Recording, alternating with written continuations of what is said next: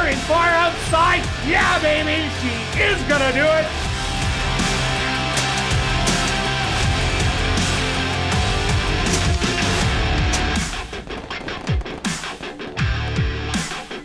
And welcome everybody to ASD Live, brought to you by Manitoba Liquor and Lotteries. Day 24 on the racing calendar. Let's take a look back at yesterday's racing action. Who was hot? Well, Richard Mangley was, as he recorded the natural hat trick on the card. 3 wins in a row for Richard Mangley, and they were mostly on the long shots. Leroy Nelson also had a good day with 2 wins. And on the trainer's side, Jerry Gorno, he notched a couple, but Jorge Carreno was kept off the win page, but he's still in front by 14 wins to Leroy Nelson and Stanley Chady Jr. And Jerry Gorno, just like last year, has doubled up on the second place trainer, and that's a tie between Jared Brown and Wendy Anderson, both with 15. Speed still reigned supreme on the racetrack, but the rail was absolutely golden yesterday. Stretch, what else did you see? Well, I got nothing else to say because those are my notes about sorry. No, it's all good. At least we saw the same thing, which is perfect. I thought both days were very similar. I thought, yesterday's rail was even more advantageous there. So make note of that. Horses that moved up the rail, it's not totally against them, but they're going to look a little bit better on paper. I thought, Kirt, you had a couple long shots. Unfortunately, just couldn't finish them off on maybe the pick 3. Still very, very good picks. That's kind of an idea of when it's not just picking winners, it's how you bet them. So that was good. We both had a few winners. Didn't make that much money. Kirt managed to hit very nice last race trifecta. Called it, gave it out on the betting blast, the 2-4. Thank you very much. I jumped on board on that too, Kirt. I think we've got another nice race card to go, and I think we should at least finish off on a strong note today there, Kirt. Most definitely. Let's go right at them. And it's baby day, our first baby race of 2021. But let's kick off the card with a $5,000 claimer. For fillies and mares, 3-year-olds and up, they're going to go 6 furlongs. Stretch, what do you like in the opener? Okay. On paper alone, I think this horse is the best. I expect to get a dream trip along the rail.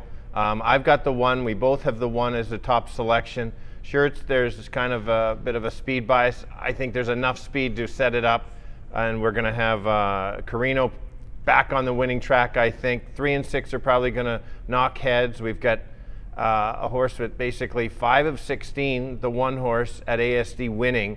How good is that? I'm hoping for 7-5. I probably don't expect it. I think it's probably closer to 350. It's tough because I think the horse jumps off the page, maybe even the most likely winner, at least for myself on here. My next one is the 4 horse. Actually ran so good, just couldn't get done. 2 back, if you remember, the horse didn't get out of the gate, throw that out, and last time was just such a good one. You get Antonio up. And I'm going to throw out the 2 as maybe sneak a price in there. Everybody will look at that last race. Doesn't like the 2 turns. And who knows, might even get second with 3 and 6 battling, 2 and 4 to the wire for second, I think. 1, 4, 2. Yeah, Stretch, I'm with you here. Storm Stride looks really good. If you look, you think that 3 and 6 might hook. 6 could even be the fastest in here, might be able to get away. Gold Diggin' Darlin'. The early money is the second choice there. But the question mark is Gold Diggin' Darling good enough for this level? Even though it is playing to speed, you got to play to the level 2. You can't be a notch or 2 below. And just because it's playing to speed, I go to the front, I'm going to win. It just doesn't work that way. And with Storm Stride in here, this horse has made early moves halfway through the race to engage the leaders, and that's what I like about Storm Stride. Good tactical speed, draws that golden rail that it was yesterday, so I think it's going to run big. I agree with you with Sharp Contrast, and Gold Diggin' Darlin' just might be able to last to hang on for third. This is a wide open first because even eye catching, never really talked about that one. That one could be a good long shot in here. Probably going to go off as the longest shot on the board, but it could be a log jam at the wire. But I'm 1, 4, and 6. Now we're going to carry on to race number 2, a $5,000 claimer. This time for 3-year-olds and up that are non-3 lifers. They're going to go 7.5 furlongs. Stretch, what do you got? All right, yeah, 2 turns, 7.5, as you mentioned. I started with the 2. We both have the 2. Probably saw the same thing. Wit Loves Tacos it will not have the amount of speed. This horse had to have pressure last time. I think the horse potentially can go right to the lead on his own and get a breather and go wire to wire. It was a really good race. I like these kind of races because the 5 horse who beat him last time, everybody looked to see who beat who. Well, the race kind of set up for this horse, and so I don't think you're going to get the duel. The 5 is going to have to basically stock, press, and take over from the 2. Certainly could do that, but it's got to do more work. So that's why I've got the 2 on top. 5 is certainly a good runner. I think it's kind of those 2.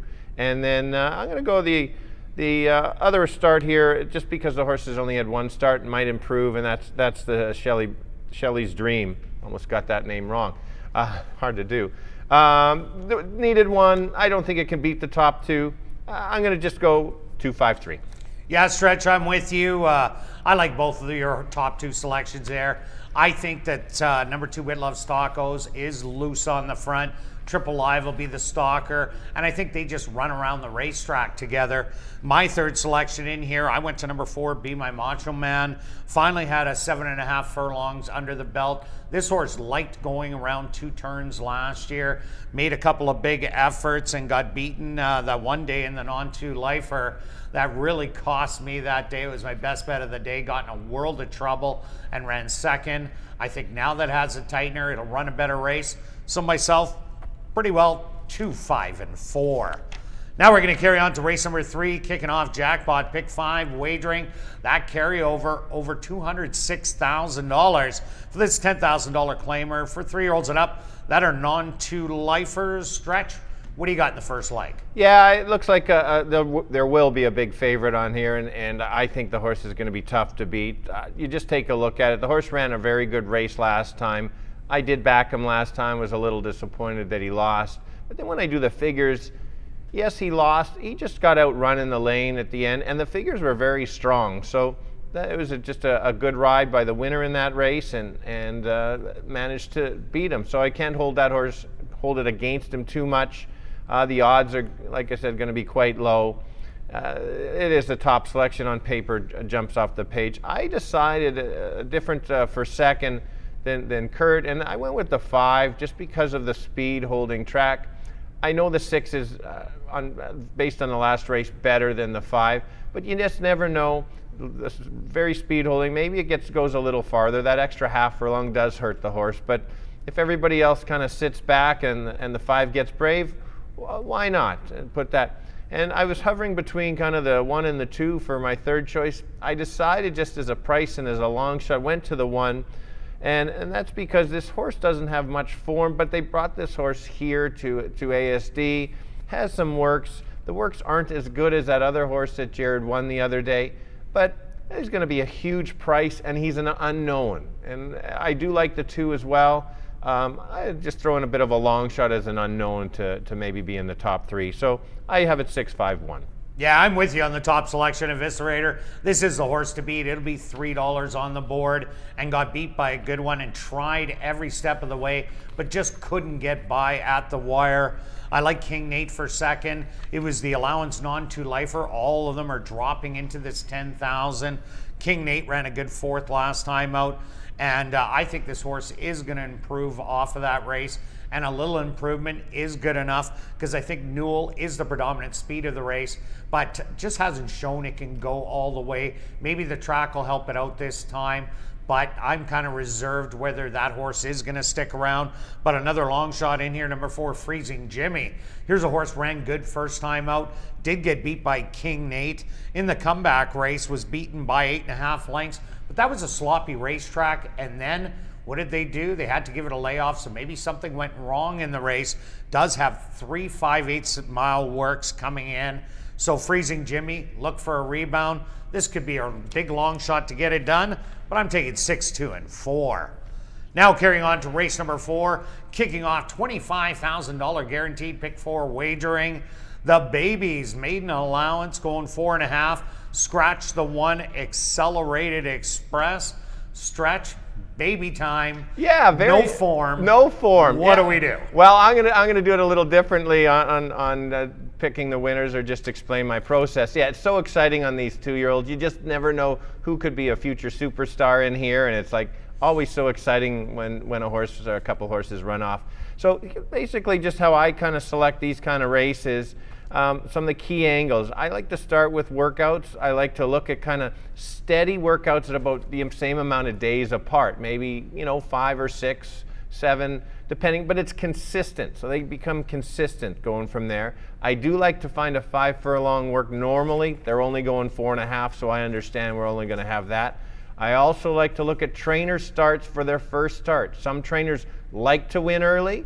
Some just kind of ease into it, maybe win second or third start. Something that some people may not notice is when the horse is born. Okay, so you can look on 2- and 3-year-olds. So I like to find those February, March ones and kind of avoid the May and June. Think of how young they are and think of the difference on growth in just a couple months. So I will look at that. I'll also throw it in, and you can sometimes get some steals there, but what did the horse get paid for going through a sale? So if it's only $1,500, maybe they don't see something, and the higher ones, and then I'll finish it off with the go-to rider, especially if the trainer has a couple horses, pick the go-to rider. All that said, analyzing all that way, 328. All right, now I'm going to give you a little information here. Let's start with the 2 unscripted, a $22,000 purchase. This one has a half brother that's an absolute monster. Won at first asking, going 5.5 furlongs, then stepped it up, ran in the grade 2 Bourbon at Keeneland, mile 16th on the turf, won at Gulfstream in early January. So 3 out of 5 starts are win. And a half brother, and that's the horse's name is Mutsabek. So unscripted comes in with good workouts also. Spice Force, if you're looking at the mom and dad, the dad was a BC Breeders' Cup mile winner. The mom had 5 wins, all of them going short. And this one has some nice workouts coming in. Diamini has 4 foals, or 4 offspring that are around there, and 3 out of the 4 of them have won. So Diamini, don't blame Coco, has a half brother and a half sister, and the half brother won the first 2 outings, but they were going to route of ground, a mile and a 7.5 furlong race, both of them on the turf. The other one, a full sister, racing in Hong Kong, it looks like, somewhere in Japan, and is yet to break the maiden, and all of those races were on the turf. Barely Regal, the 6 horse, is a half to Crown Royal, who we've seen break its maiden at the restricted 10,000 level, second time out. Favorite has an unstarted sister, so not a lot of information there, but coming out of the sale. And Banking on Betty has a half sister, Maybella, who debuted this year, won at first asking, and came back to win an allowance non to lifer the other day. So that's all the information I got here in race number 4. But I'm going to take 2, 3, and 7. That was a lot of good information, by the way, Kurt. Good stuff. A lot of homework this morning. A lot of homework. Stretch. Yeah, that was a lot of homework. Good stuff. Okay, we're going to carry on to race number 5. A Manitoba, Saskatchewan, North South Dakota bred maiden race. 4 3-year-olds and up, and they're going to go 6 furlongs. What do you like in here? Well, I've got it down to 2 horses. You've got the same 2 on first and second. This angle's always worked for me in the past. It seems to be really working this year. And lately. And lately, yes. The maiden special weight dropping to a claimer. It's just a really good angle. This horse ran very well first out. It just isn't quite good enough to be in that top level, and that's the one. It runs it back to that race. It should be pretty tough. The figures are not too bad for this level anyway. Little concerned on the June 29th vet scratch, but there was a workout since. So alluding to that vet scratch story, Stretch, yep. That was when the horse ran off while they were trying to load it, and it was on the outside post position number 7, was caught at the head of the lane, came back to the gate, didn't want to load again, so they ended up scratching it because it was taking too much time. Oh, that's excellent information. That's really good. Okay, so now you don't even have to worry about that vet scratch, so that jumps up my pick even more. So that is my top pick. I could have almost keyed it. I am going to use the 2 as well. This horse Filly versus the boys, it's run against the boys. It's always had speed against it in here, and I don't think there's that much in here. Maybe this horse can carry it and go a little bit farther. And then after that, I'll throw in the 5. The figures I have out of that July 5th race and that very slow time are extremely slow. Some of the lower figures I've ever had when I've since been doing this. So I can't really back any of the horses in there. So I'm in trouble if 1 or 2 don't win, but I'll give you the 5. The 5 is improving each time. 1, 2, 5, Kirt. Yeah, I really like the 1 and 2. Russian Red, lots to impressive sense, who came back to win the stake with Call the Cops, who ran 3rd, ran 2nd in the stake race. The horse that ran 2nd, Not Afraid, came back to win by 8 in its very next start. And those were all at the allowance levels. This is the bottom, dropping down to 5,000. I think this is a perfect spot for the 1. Draws the rail. That, again, was golden yesterday. So I think this horse will run a good one. I do like the filly, No More Secrets.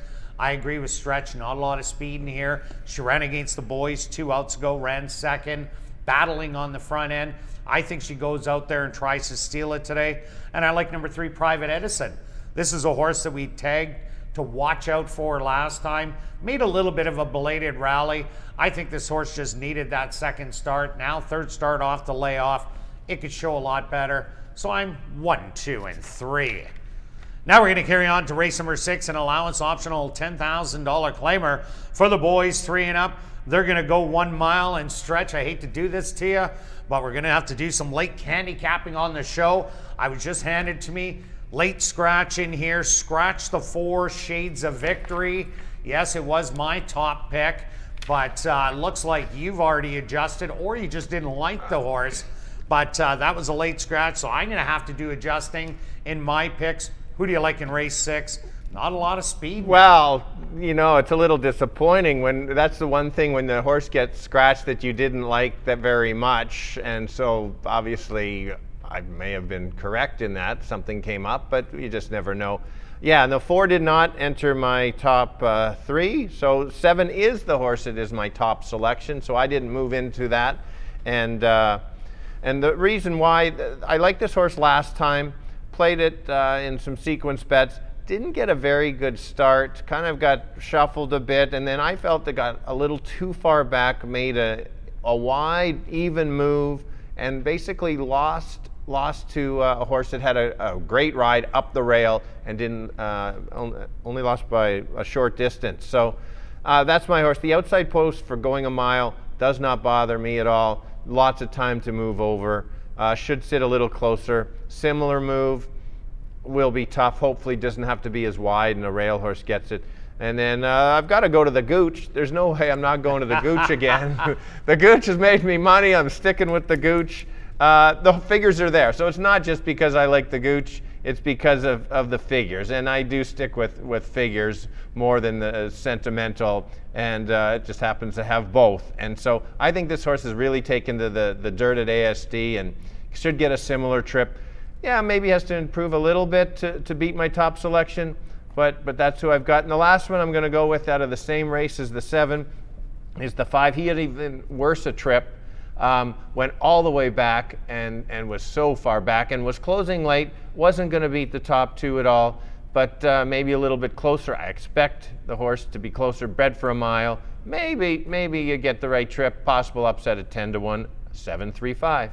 Yeah, Beth, I'm going to change my picks right here to 7, 5, and 1. I'm with you on Mr. Benz. Ran a really good race last time out, ran 2nd. The One Night Lover was just way too tough for this horse, but the comeback race was excellent. You touched on Cabin John there, and Cabin John, I really don't know what they were doing last time. They were 20 lengths out of it early, but what a power move this horse made to get into contention, but then had nothing left down the lane to gain on Mr. Benz and Ma's Mischief. I hope this horse can sit a little closer, but now with the no speed of Shades of Victory, who I thought would be the speed of the race, Cabin John has showed speed in the past, and maybe if Leroy Nelson wants to change his tactics from 20 lengths off of it to go to the front, get an unpressured lead, this horse can run absolutely big with the amount of ground that it made if it can secure an easy lead. So Cabin John's my second choice. And I also like number 1, Courageous. Ran a really good race last time out, stayed on the rail, ended up drawing off by 2.5. If Del Vecchio was in this race, the horse that it beat, it would be probably one of the top choices. I'd say around the 8-5, 9-5 variety in this field. And Del Vecchio did come back to win after that event. I think Courageous is on the upswing. So draws inside, always a great advantage here. So I'm going 7, 5, and 1. Now we're going to carry on to race number 7, a $7,500 claimer for the boys 3 and up. They're going to go 6 furlongs, jackpot, high 5 time, and that carryover, almost $45,000 stretch. Who do you like in the last? Okay, just one small correction. It's actually Marissa today. Marissa's taking the day off, or sorry, Beth is taking the day off. I'm hoping it's not my fault that the stress I cause her with my switching of the bets. So now you're causing stress for Marissa, but she was ready. That was impressive on the move or on the go switching. So Thank you, Marissa. Yes, nice work. Here we go, race 7 to finish off the week. Hopefully we finish strong. I found this. Originally I found this mid-claimer very tough. And then after I started looking at it more and more, I was kind of able to narrow it down a little bit, and for a few good reasons. So I'm going to start with the 8. I'm going for a horse that is 9 for 14 in the money, running very well. Was running very well and still has a bit of a maintenance work coming, and I always like to see that. So the horse probably wanted to get out of the barn, or they just wanted to try something. Again, this horse, looking for it. It's kind of speed, on or near the lead. Hopefully the track stays that way. If it clears, maybe the horse can get over to the rail, and then if this horse clears and gets the rail, watch out. I think the horse potentially can be super tough. I then went to the 2. This horse surprised me last time on how good he looked, and it looked like maybe a wake-up call last time and just toyed with the field. So I think the similar effort, kind of watch out. And my third pick, I couldn't move it up any farther than third, maybe the second. You're a little more daring than I am, Kirt, with the 5. Makes the drop.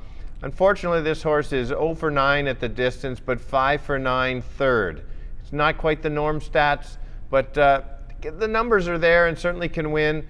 I just can't put the horse on top, and I'm proud of you, Kirt, not to put this horse on top like you've learned from a few of the others there. So, yeah, I've got it 8-2-5. I haven't learned anything, Stretch. I'm a glutton for punishment on these kind of horses. I do like Drizzy in here. I see the race playing out different, though. I see the 2 and the 8 battling every step of the way. I see Mana Blues sitting right in behind them. And then if one of them starts faltering, Mana Blues starts taking over and battling in there. And then I see a couple of closers, Drizzy and Michael Mundu coming at them. And I really like Michael Mundu. This is a solid $7,500 claimer from last year. Doesn't have to sit that far back. Likes to sit 2-3 lengths off the lead. And that is absolutely perfect. The horse that it won or lost to last time, Marquis Well, was the stablemate. And Marquis Well went on to win a 10,000 optional claimer in the very next start. And Michael Mundu, that was the 3rd start off the layoff, finally showed that he belongs here like he did last year. So I think he's even going to move forward off that race. So I like him to get the jump on tiring leaders. I like Drizzy to make the rally also. And Mana Blues, I think this horse has found the good spot at 7,500. Tactical speed. If the other 2 battle, it's the first one to go at them, and it just might hang on for the win. So I went with 7, 5, and 4. Good luck with all your selections this evening, and I'll be right back with the changes on this evening's Carter Racing.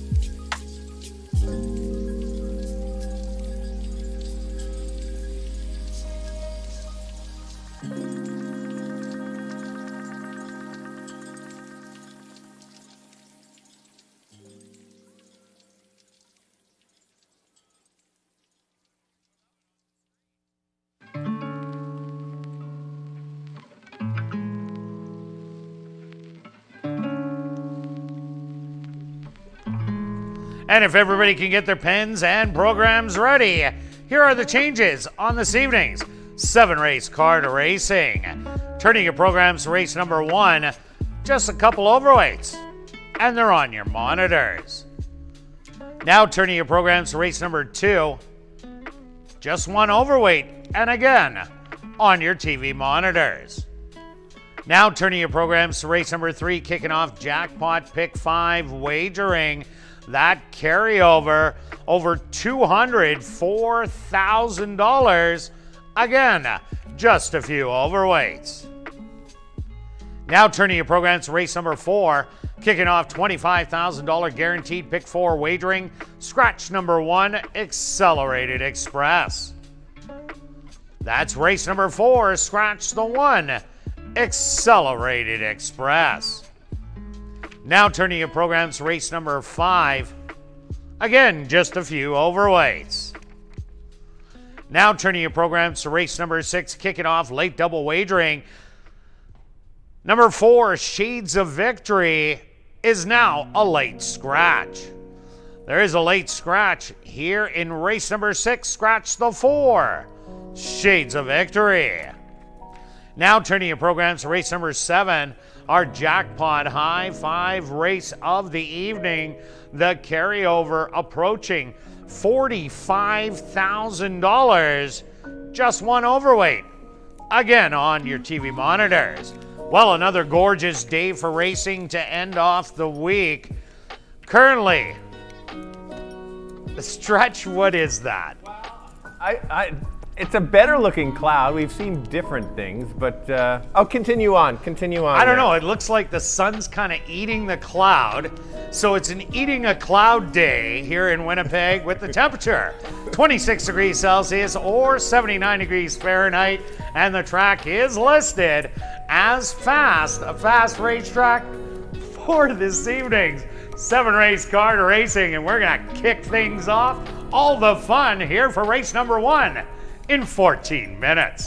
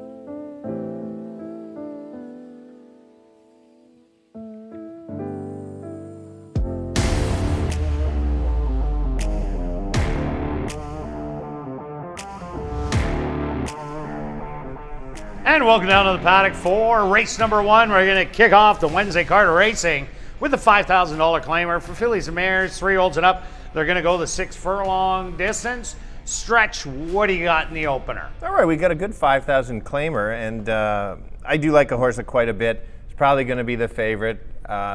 Sometimes you got to jump on the favorites. You don't want to throw money away and not go on a horse that looks like the best. I think the 1, Stormstride, is the best horse in the race. I think the race sets up perfectly for her. The horse is running so well. That last race made a nice move and kind of took over. That was 5.5. Now we're going 6. And so Bradley, if you can find the 1 for me, perfect. There it is, looks good. That's one of the 2 Jared Brown horses. As mentioned, did he win one yesterday? Yes, he did. Yeah, and he won a couple on the Monday. So. Oh no, sorry, he was shut out yesterday. Was 2 on? He had the 2 on the Monday. Him and Jorge Carreño, they teamed up for the double. Yes, thank you for correcting me there. So, and Carreño, so he's got to get it out of the way, get the win in the first. I think he's going to sit on the rail potentially, and just wait. That extra is the difference, and explodes in the lane. And then I went with some of the closers. The key where I might get a price is this 4-horse. 2 back looks terrible, and this horse broke a step slow, lost all chance. That's a nice cross out. And then next time, I gave this exactor last time 1 and 4 because we were all over cross that race out, and the race before was a good second. I thought we gave the exactor out, but anyway. Whatever. Well, yeah, okay. Yeah, so, go ahead, Stretch. It was a good move. The horse ran a real good move. Horse has talent. Might not quite be as with the numbers as the 1, but it's still my second selection. Maybe gets a jump on the 1, or 1 gets trapped on the rail. Maybe 11 to 1's a pretty solid price, though, mind you. So I've got it 1-4. Kirt. Yeah, I'm with you, Stretch. Stormstride, tactical speed. The time before that, the reason we took Stormstride and we loved it so much last time was because it made that middle move, and it was a crazy move going 6 wide on the turn, and Wara was sitting dead last. Stormstride was second last. Stormstride goes around the far outside, and Wara stayed on the rail, scooted through, and went for an easy win after that. The second place horse, Victorian Moon, came back to win, but made no mistake last time out. Stormstride sat behind, stormed past him. Sharp contrast, I'm with you there. Ran huge last time out. I expect a big effort sitting behind the speed of Gold Diggin' Darlin and Union Smarty. Gold Diggin' Darlin, my 3rd selection. This is probably the speed of the speed. That's why it's 7-5 on the board. But the question mark for me, is she good enough against these ones? This is a tough $5,000 mares race. This isn't a nice, easy one like it usually comes up. But Gold Diggin' Darlin over at the Jared Brown barn, Rafael Zentino Jr. aboard. He's going to try and nurse it from gate to wire. But let's go to our wagers here in race number 1. Start it off with you, Stretch. All right, I decided to go with the exactor. Oh, we both could win here. There we go. I decided to spend a little extra. It's Wednesday, still a few dollars in my pocket. 1 with 2-4. Yeah, myself, I'm just going $10 exactor, 1 with 4 or 6 to start things off. Good luck with all your wagers here in race number 1, and we'll see you back for race 2.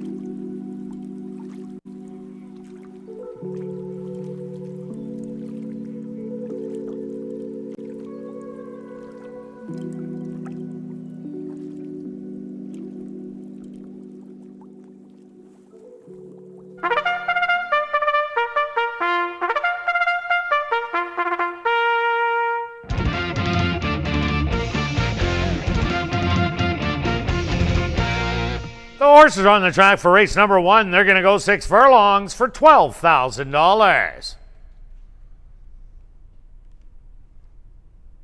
Number 1 is Storm Stride, owned by Garth Grider and Violetta Adamchuk, trained by Jared Brown with Jorge Carreño. Number 2 is Bell Strike, owned by Henry Witt Jr., trained by Jared Gorno with Sheldon Chickeness. Number 3 is Union Smarty, owned by Windancer Stable, trained by Wendy Anderson with Leroy Nelson. Number 4 is Sharp Contrast, owned by Just for Kicks Stable, trained by Sean Moran with Antonio Whitehall. Number 5 is Eye Catching, owned by Hardball Stable, trained by Stephen Gaskin with Stanley Chady Jr. Rounding out the field is number 6, Gold Diggin' Darlin', owned by 2 Points Ranch, trained by Jared Brown with Rafael Zentino Jr. Pulse time for race number 1, 6 minutes away.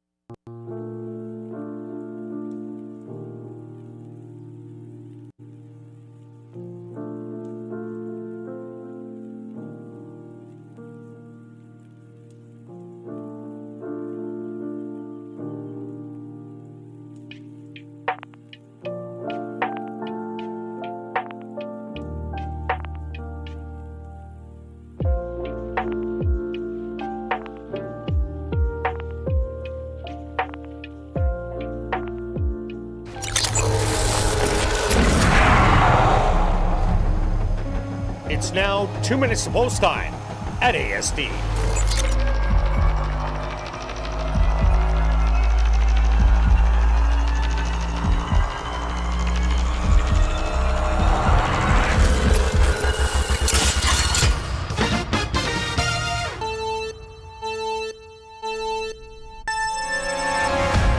Good way to kick off the Wednesday card on a 5,000 claimer going 6. I've landed on the favorite 6 to 5, probably go off even lower. I just think this horse is just a touch better than this field. I think it's going to get, the horse is going to get the mare is going to get a dream trip behind the potential battle between 3 and 6. Maybe 6 is a little more speed. These horses, the 3 and 6, struggle to get that distance. Dream trip 3 1, and with a nice price is the 4 at 9 to 1. I got it 1-4. Kirt? Yeah, Stretch, I definitely respect your top pick in here. Number 1, Storm Stride. Trouble trip 2 outs ago. Last time out, did nothing wrong. Timed it perfectly. There is speed with the 3 Union Smarty and the 6 Gold Diggin' Darlin'. But the rail yesterday was golden, so I like the 1. I also like the 4 for my exactor, but don't leave out the longest shot on the board. Number 5, Eye Catching. This one can jump up and surprise here in race number 1.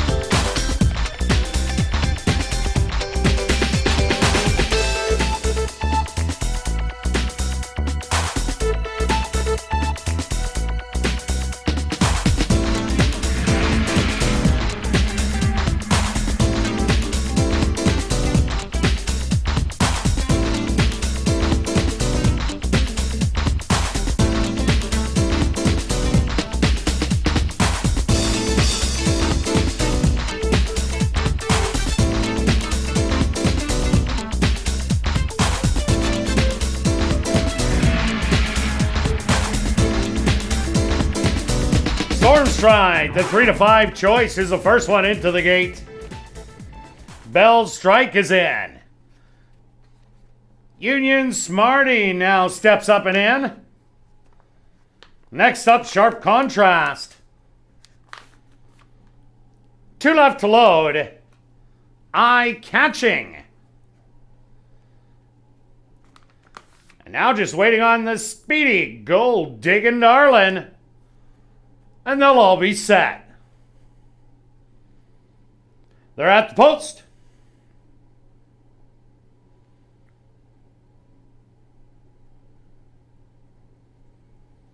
And they're off. Breaking in a tangle was Union Smarty, who's easily 20 lengths behind the field. On the outside, Gold Digging Darlin', as expected, goes out to try and get control of the early lead. Sharp Contrast, keeping her busy on the inside, flanking her on the outside, sitting in third. Eye Catching.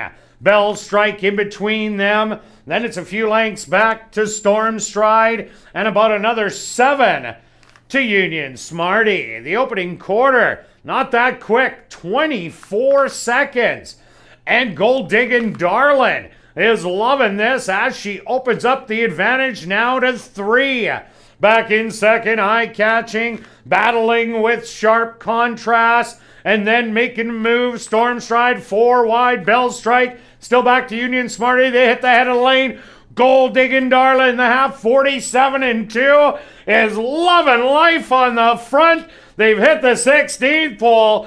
Jared Brown's going to run 1-2, but the longer shot is going to win. Gold Digging Darlin', gate to wire. Storm Stride in second, very close for third. Ladies and gentlemen, please hold all tickets. The inquiry sign is on the board. Please hold all tickets into the running of race number 1.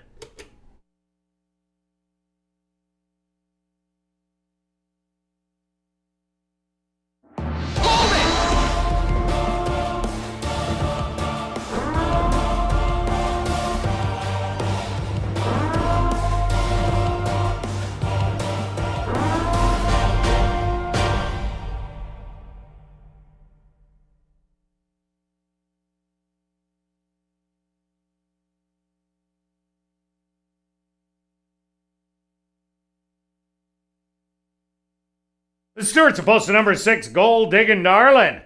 As your race winner, second goes to number 1, Storm Stride. A photograph has been called to determine the show position. They went the opening quarter 24 seconds, the half 47-2. Time for the 6 furlongs, 113-4.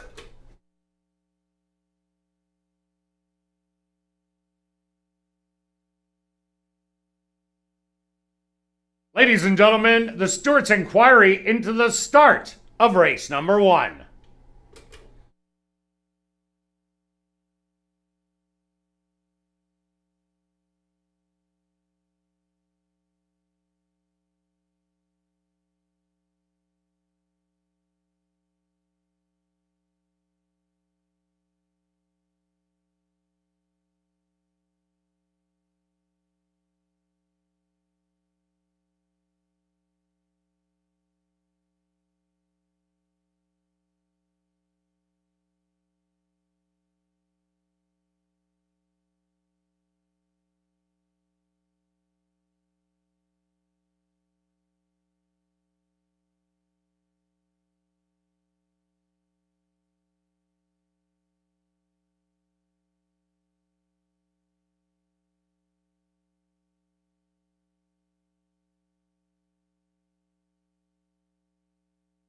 Results of the photo. Show number 2, Bell Strike, finished in third. Fourth goes to number 5, Eye Catching.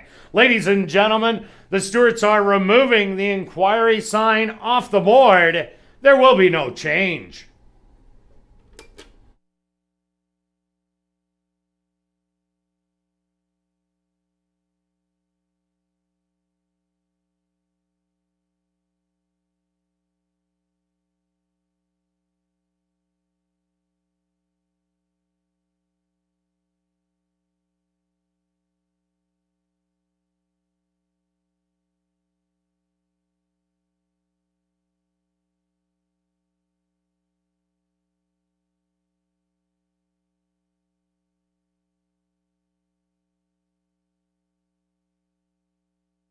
Now entering the winner's enclosure, the official winner here in race number 1, that's number 6, Gold Diggin' Darlin'.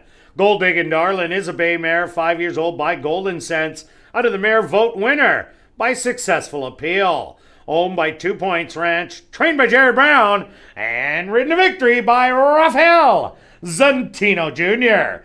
Time for the 6 furlongs, 1:13 and 4.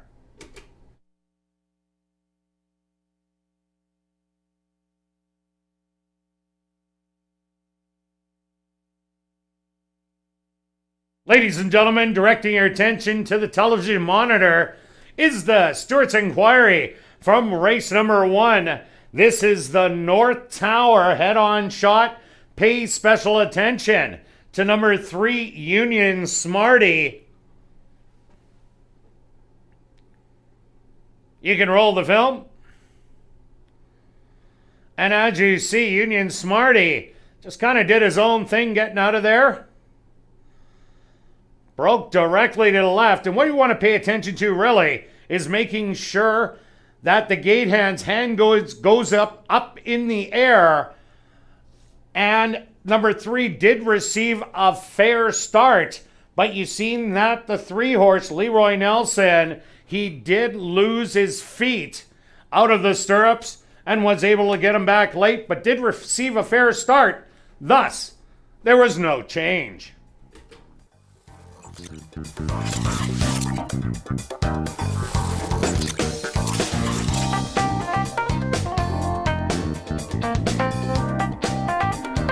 In the upcoming second race, there are no changes. Pulse time for race number 2, 18 minutes.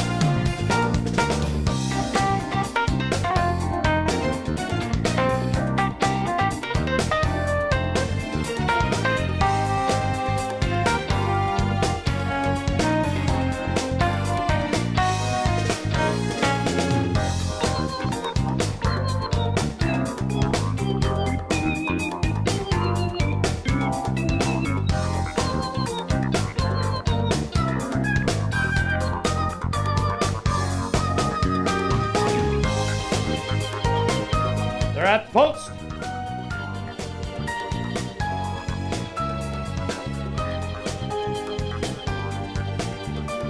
And they're off. Breaking in a tangle was Union Smarty, who's easily 20 lengths behind the field. On the outside, Gold Diggin' Darlin', as expected, goes out to try and get control of the early lead. Sharp Contrast keeping her busy on the inside, flanking her on the outside, sitting in third, eye-catching. Bell Strike in between them. Then it's a few lengths back to Storm Stride and about another 7 to Union Smarty. The opening quarter, not that quick, 24 seconds. And Gold Diggin' Darlin' is loving this as she opens up the advantage now to 3.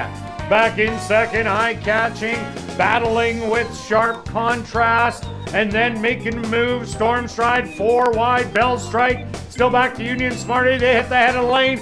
Gold Diggin' Darlin' in the half, 47 and 2, is loving life on the front. They've hit the 16th pole.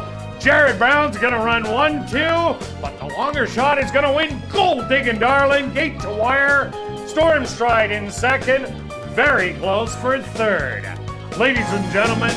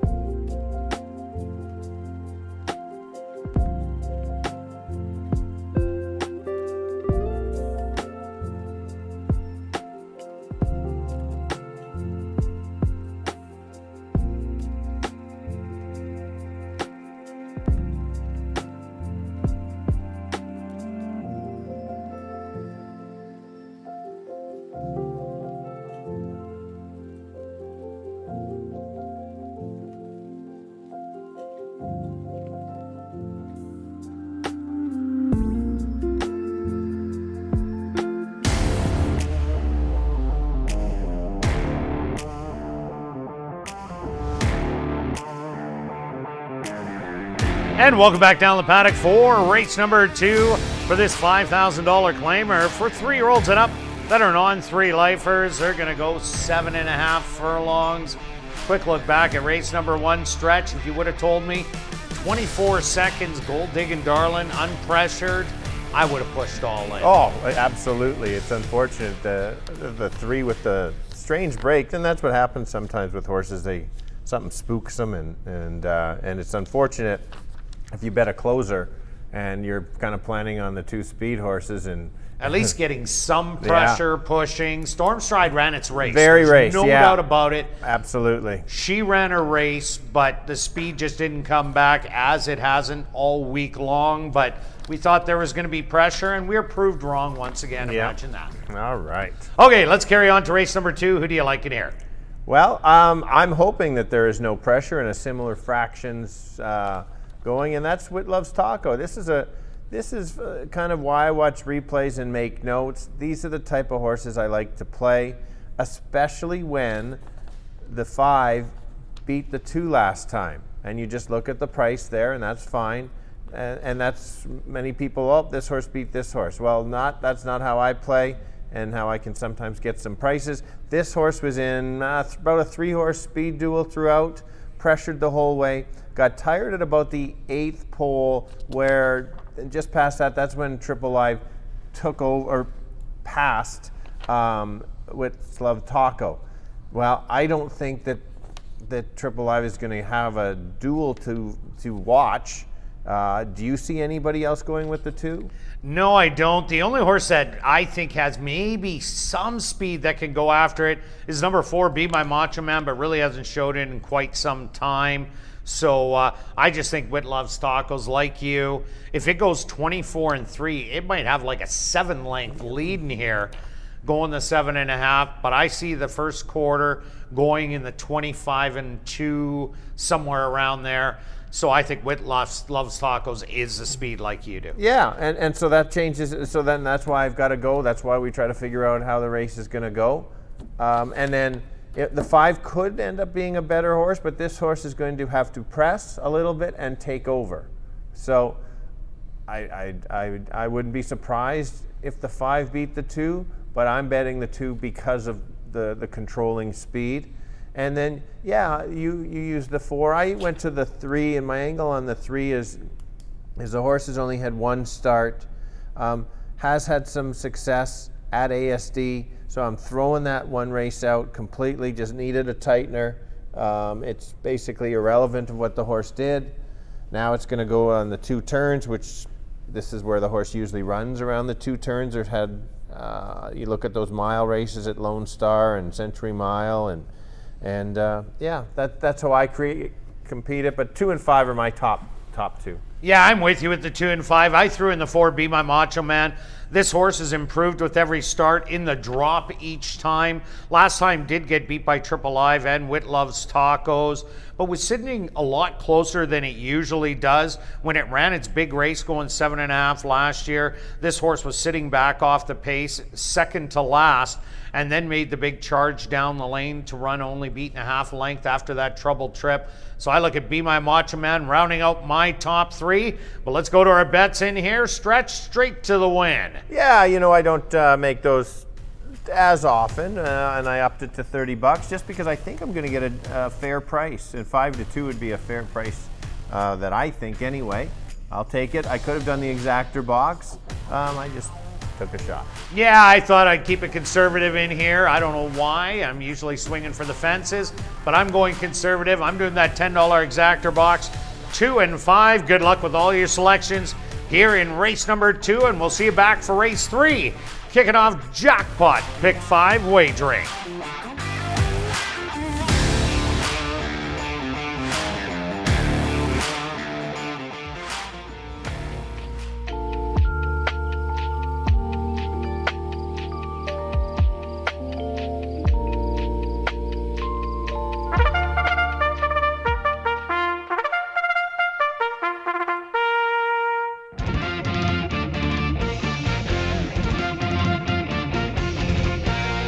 The horses are on the track for race number 2. They're going to go 7.5 furlongs for a purse of $9,600. Number 1 is Honor April Rules, owned by Hetty Kling, trained by Maria Stanford with Neville Stevenson. Number 2 is Wit Loves Tacos, owned by Henry Witt Jr., trained by Jerry Gorno with Sheldon Chickeness.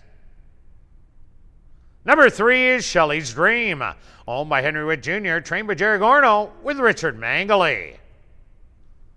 Number 4 is Be My Macho Man, owned by Hardball Stable, trained by Stephen Gaskin with Antonio Whitehall. Number 5 is Triple Live, owned by Dialed In Racing Stable, trained by Craig Smith with Nyrone Austin. Rounding out the field is number 6, Alpine Empire, owned by Scott Horst, trained by Jerry Gorno with Leroy Nelson.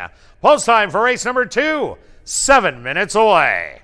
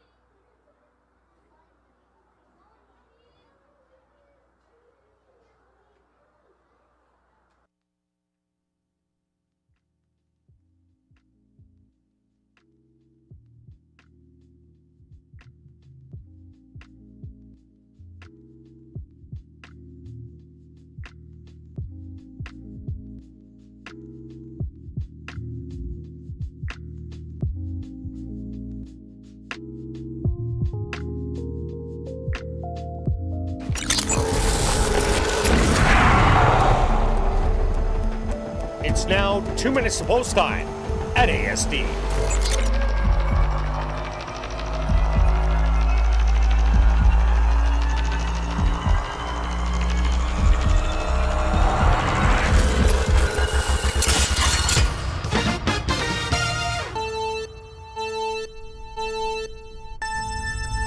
All right, we're going 2 turns, 7.5 furlongs.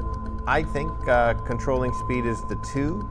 Did lose to the 5 last time, but I think Sheldon just sends the 2 right to the lead.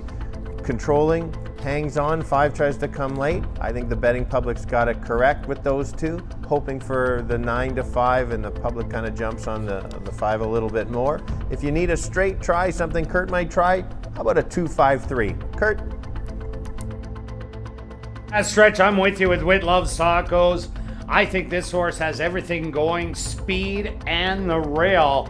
That was dangerous yesterday. We seen a $20 winner do the exact same thing, take advantage of the inside post, go to the lead, control it, and end up drawing off to win. So that's why I like Whit Loves Tacos, and definitely Triple Live is the livest of the rest to go after them. I'm all 2 and 5 in here. Good luck here in race 2.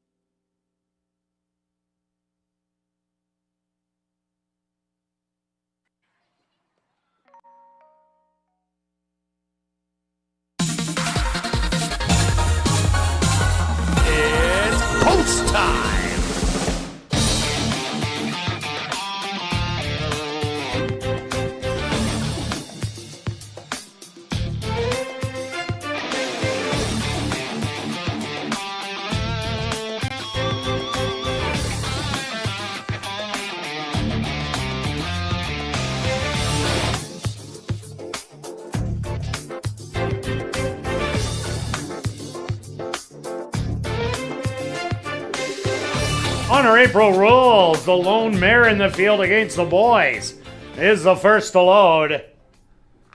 Wit Loves Tacos goes in. Next up, Shelley's Dream.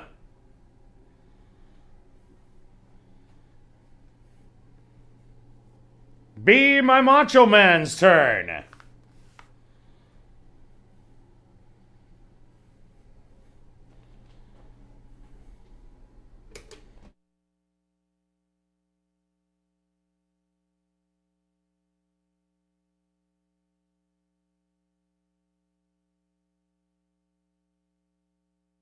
Next up, Triple Live, the even money choice. And now just waiting on Alpine Empire.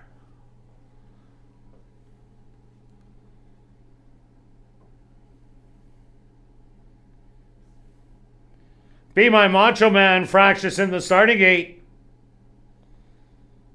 Alpine Empire almost in.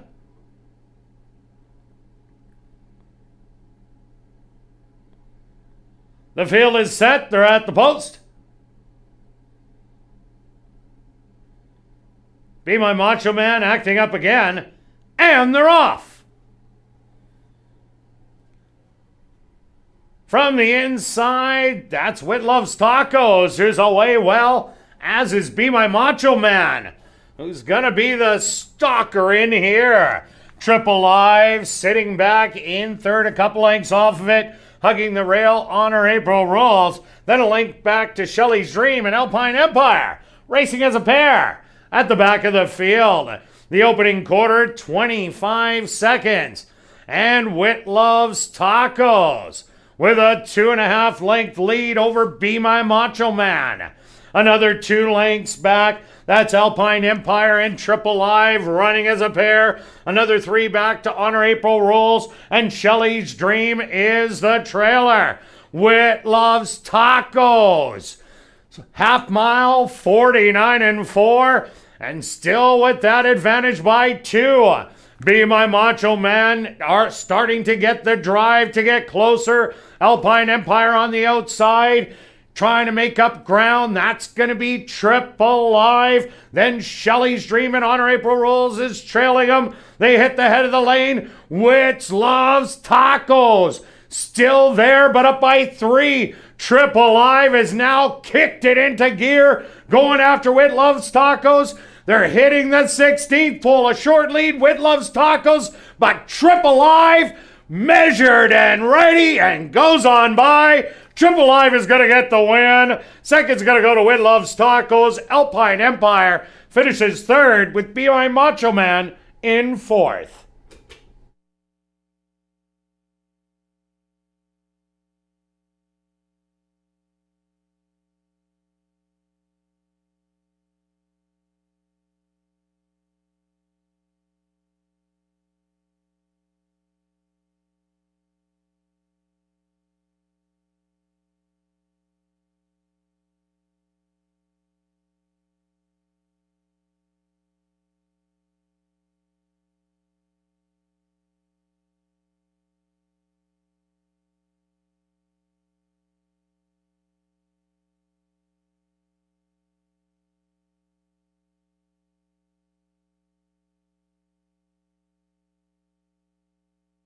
The Stewards are posted number 5, Triple Live, as your race winner.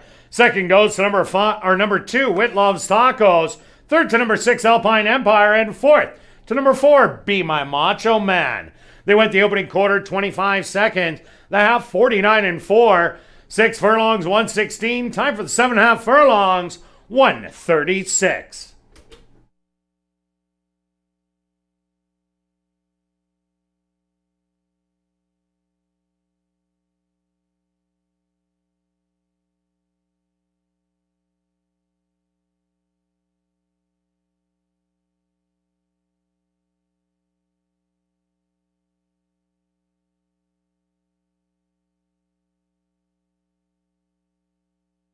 Now entering the winner's enclosure, the official winner here in race number 2, that's number 5, Triple Live.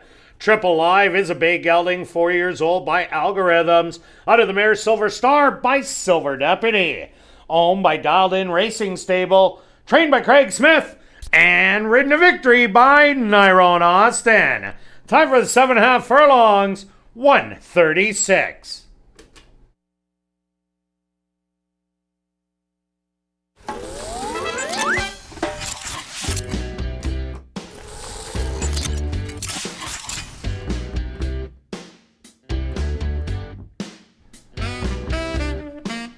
Race 2 is official in the upcoming third race. Kicking off Jackpot Pick 5 wagering. There are no changes. And for those of you playing the Jackpot Pick 5, we'll just give you the 2 scratches that are in the Jackpot Pick 5. Turning your programs to race number 4, scratch the 1, Accelerated Express. Now turning your programs to race number 6, scratch the 4, Shades of Victory. The Jackpot Pick 5 carryover, just under $205,000. And the Jackpot Pick 5 kicks off right here in race 3 that goes to post in 19 minutes. Five sitting back in third, a couple lengths off of it, hugging the rail, Honor April Rolls. Then a link back to Shelley's Dream and Alpine Empire, racing as a pair at the back of the field. The opening quarter, 25 seconds. And Wit Loves Tacos with a 2.5 length lead over Be My Macho Man. Another 2 lengths back, that's Alpine Empire and Triple Live running as a pair. Another 3 back to Honor April Rolls, and Shelley's Dream is the trailer. Wit Loves Tacos. Half mile, 49-4, and still with that advantage by 2. Be My Macho Man are starting to get the drive to get closer. Alpine Empire on the outside, trying to make up ground. That's going to be Triple Live. Then Shelley's Dream and Honor April Rolls is trailing them. They hit the head of the lane. Wit Loves Tacos still there, but up by 3. Triple Live has now kicked it into gear, going after Wit Loves Tacos. They're hitting the 16th pole, a short lead. Wit Loves Tacos, but Triple Live measured and ready and goes on by. Triple Live is going to get the win. Second's going to go to Wit Loves Tacos. Alpine Empire finishes third with Be My Macho Man in fourth.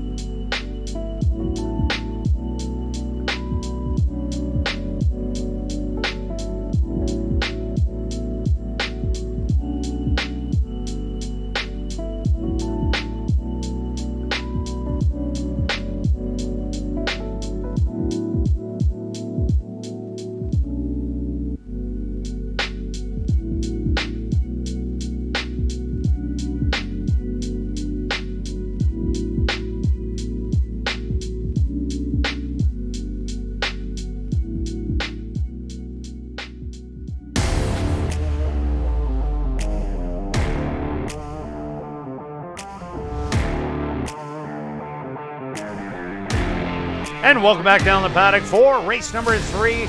We're kicking off Jackpot Pick 5 wagering with a $10,000 claimer for 3-year-olds and up that are non-2-lifers. Are going to go 6 furlongs.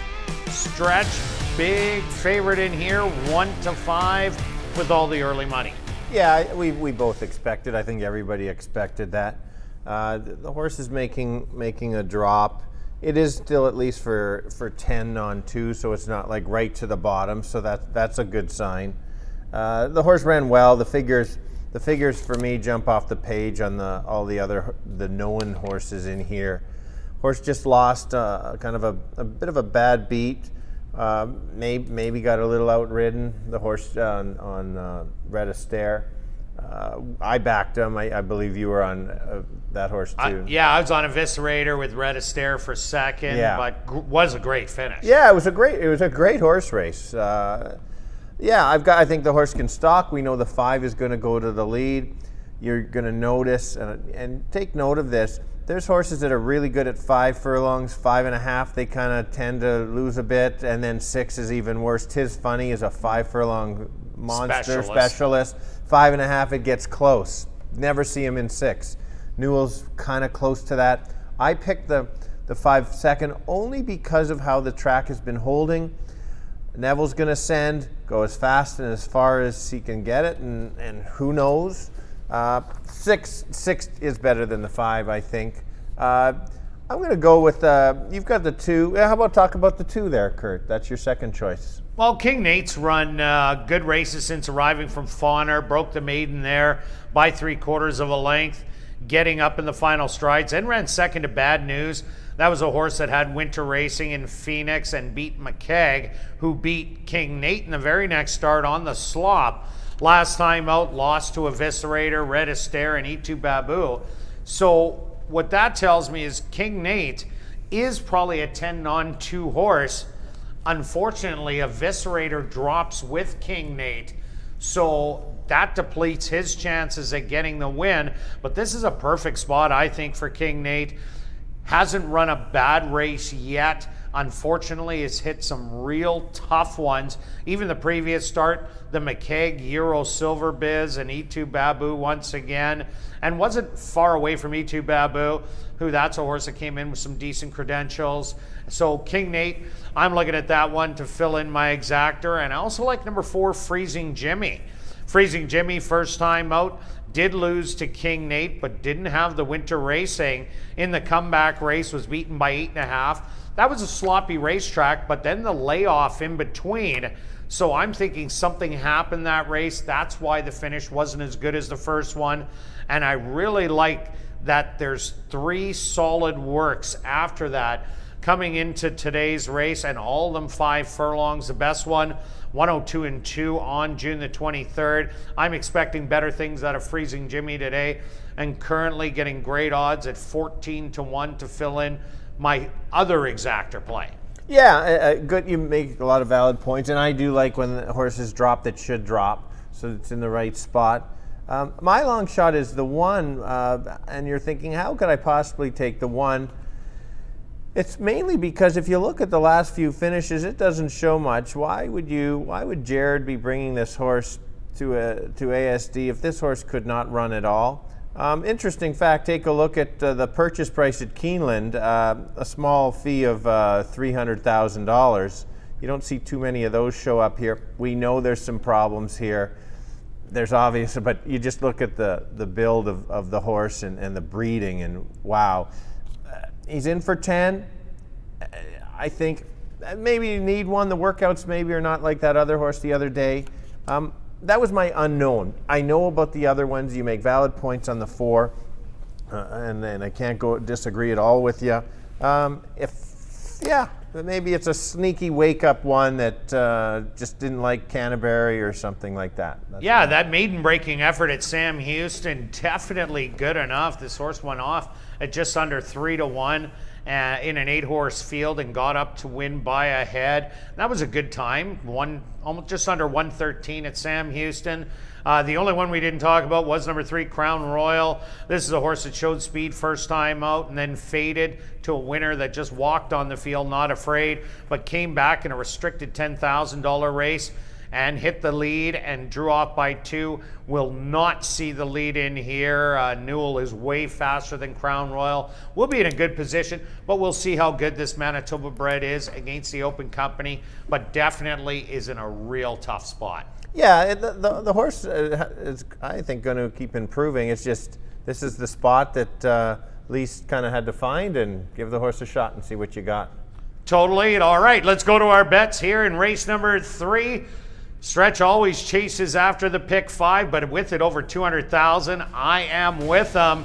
And he's going to try and scoop the pool, it looks like. He is trying to scoop the pool. That's exactly his angle here, is you play it 2 ways, and I don't disagree with you. I'd probably play both tickets, because if the 6 wins here, the pool's not going. Bring in that 1 or the 5, and then it gets a little nervous. Then you might hear the Stretch get a little more excited as the races go. Yeah, no doubt about it. I'm just trying to grab a piece of the pool here. I just can't see Eviscerator losing this race. So I keyed him and then loaded up in all the other legs for 38.40. Good luck with all your selections here in race number 3, and we'll see you back for race 4. Kicking off $25,000 guaranteed pick 4 wagering.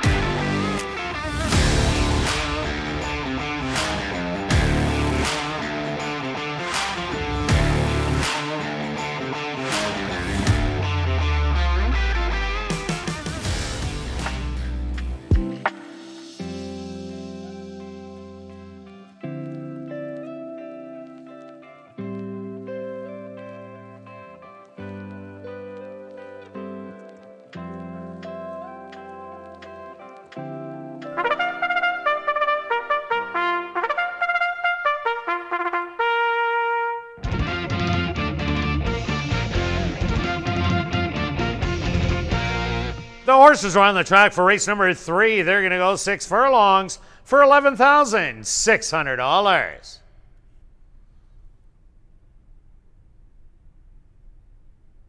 Number 1 is Bear Brian, owned and trained by Jared Brown, Jorge Carreno in the saddle. Number 2 is King Nate, owned by Mike Powers and Jerry Gorno, trained by Jerry Gorno with Sheldon Chickadas. Number 3 is Crown Royal, owned by Arneson Farms, trained by Lise Pruitt with Stanley Chady Jr. Number 4 is Freezing Jimmy, owned by Marvin and Deb Buffalo, trained by Marvin Buffalo with Rafael Zantino Jr. Number 5 is Newell, owned and trained by Kevin Oberhauser, Neville Stevenson aboard. Rounding out the field is number 6, Eviscerator, owned by Mike Powers, trained by Jerry Gorno with Leroy Nelson. Jackpot High 5 wagering starting right here in race number 3. They go to post in 5 minutes.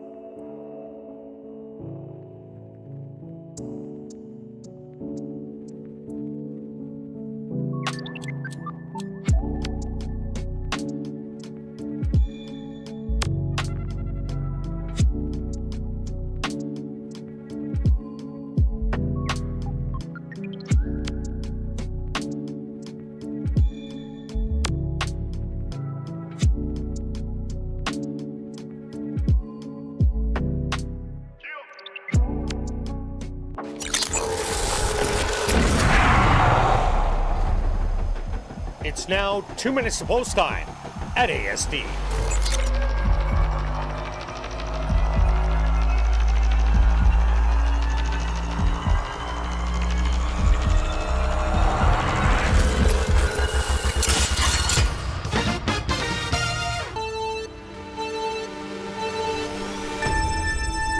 All right, we're going 6 furlongs and a 10 on 2.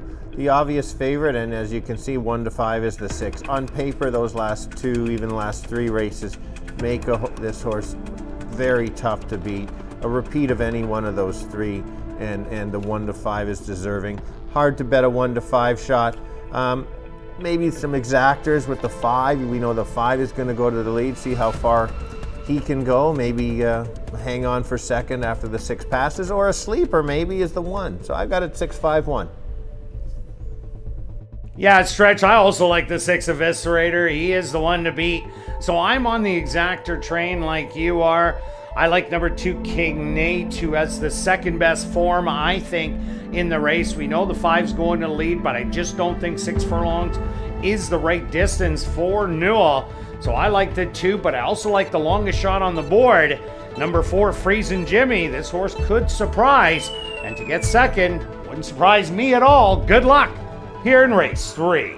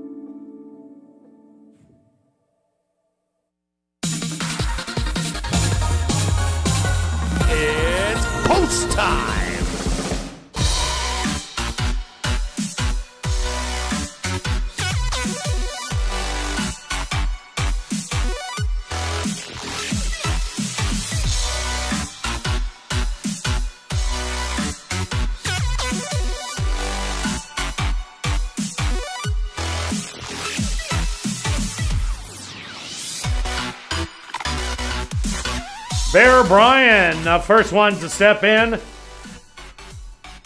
Next up, King Nate.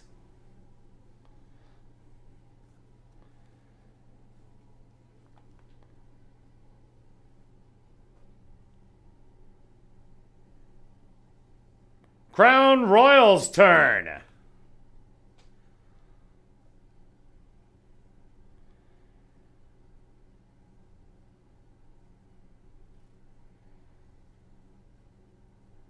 Now Freezing Jimmy set to move in. 2 left to load. Newell. Now just waiting on Eviscerator. The current 1 to 5 choice. They're all set. They're at the post.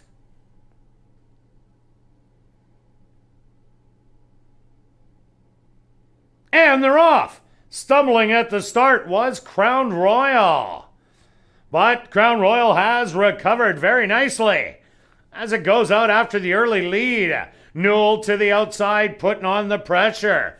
Bear Brian will sit on the rail in third, moving up Freezing Jimmy from fourth. Then it's King Nate and Eviscerator having problems at the back of the field. Looks to be pulling up with Jockey Leroy Nelson. The opening quarter, 23-1 on the outside. Newell on the inside. Crown Royal. These two still battling it out. Freezing Jimmy starting to gain ground in third. Then it's Bear Brian about 4 lengths off it. Another 5 to King Nate. And pulled up is Eviscerator. They hit the head of the lane. Crown Royal with the lead. Newell trying to battle back. Now here comes Freezing Jimmy with a bull stride on the outside and hits the 16th pole. 31-10, blowing up the top board. Freezing Jimmy gets it done. Bear Brian in second. Third's going to go to King Nate, and fourth to Crown Royal.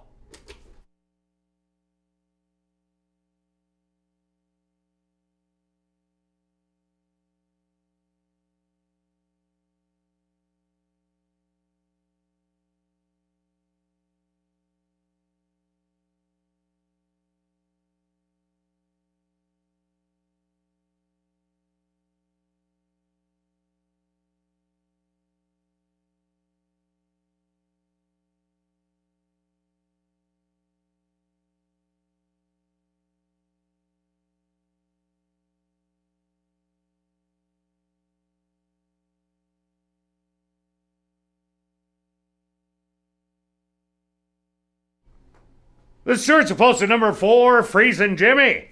As your race winner, second goes to number 1, Bear Brian. Third to number 2, King Nate. And fourth to number 3, Crown Royal. They went the opening quarter, 23-1. The half, 46-2. Time for the 6 furlongs, 113-4.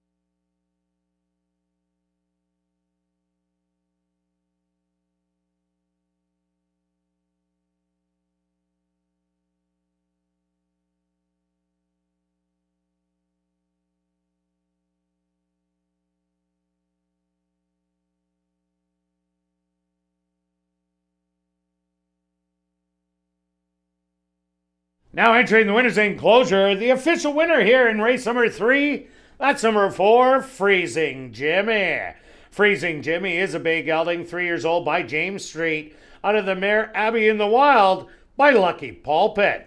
Owned by Marvin and Deb Buffalo, trained by Marvin Buffalo, and ridden to victory by Rafael Zentino Jr. Time for the 6 furlongs, 1:13 and 4. Congratulations goes out to jockey Rafael Zentino Jr., who scores the double. 2 wins for jockey Rafael Zentino Jr. Race 3 is official in the upcoming 4th race.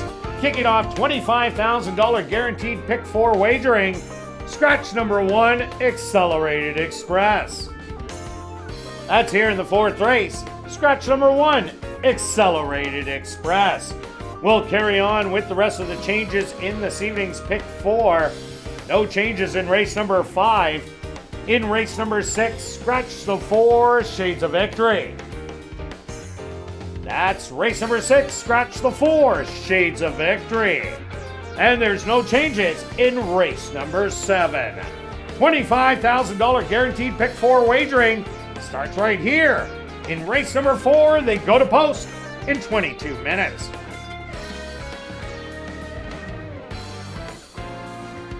And they're off. Stumbling at the start was Crown Royal. But Crown Royal has recovered very nicely as it goes out after the early lead. Newell to the outside, putting on the pressure. Bear Brian will sit on the rail in 3rd, moving up Freezing Jimmy from 4th. Then it's King Nate and Eviscerator having problems at the back of the field. Looks to be pulling up with jockey Leroy Nelson. The opening quarter, 23 and 1 on the outside. Newell on the inside. Crown Royal. These two still battling it out. Freezing Jimmy starting to gain ground in 3rd. Then it's Bear Brian about 4 lengths off it. Another 5 to King Nate. And pulled up is Eviscerator. They hit the head of the lane. Crown Royal with the lead. Newell trying to battle back. Now here comes Freezing Jimmy with a bold stride on the outside and hits the 16th pole. 31-10, blowing up the tote board. Freezing Jimmy gets it done. Bear Brian in 2nd. 3rd's gonna go to King Nate, and 4th to Crown Royal.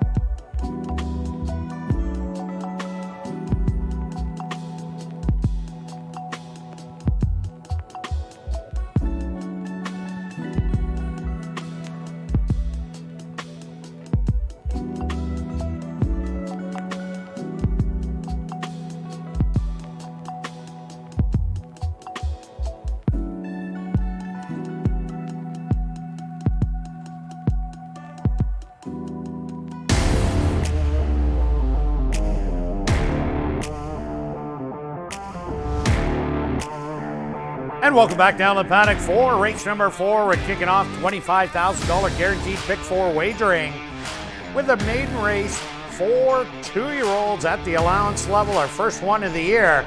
They're going to go 4.5 furlongs. Scratch number 1, Accelerated Express. Stretch, the pick 5 starts off with Bombs Away. Freezing Jimmy getting it done. Could be in jeopardy tonight. Someone could get a really good payday.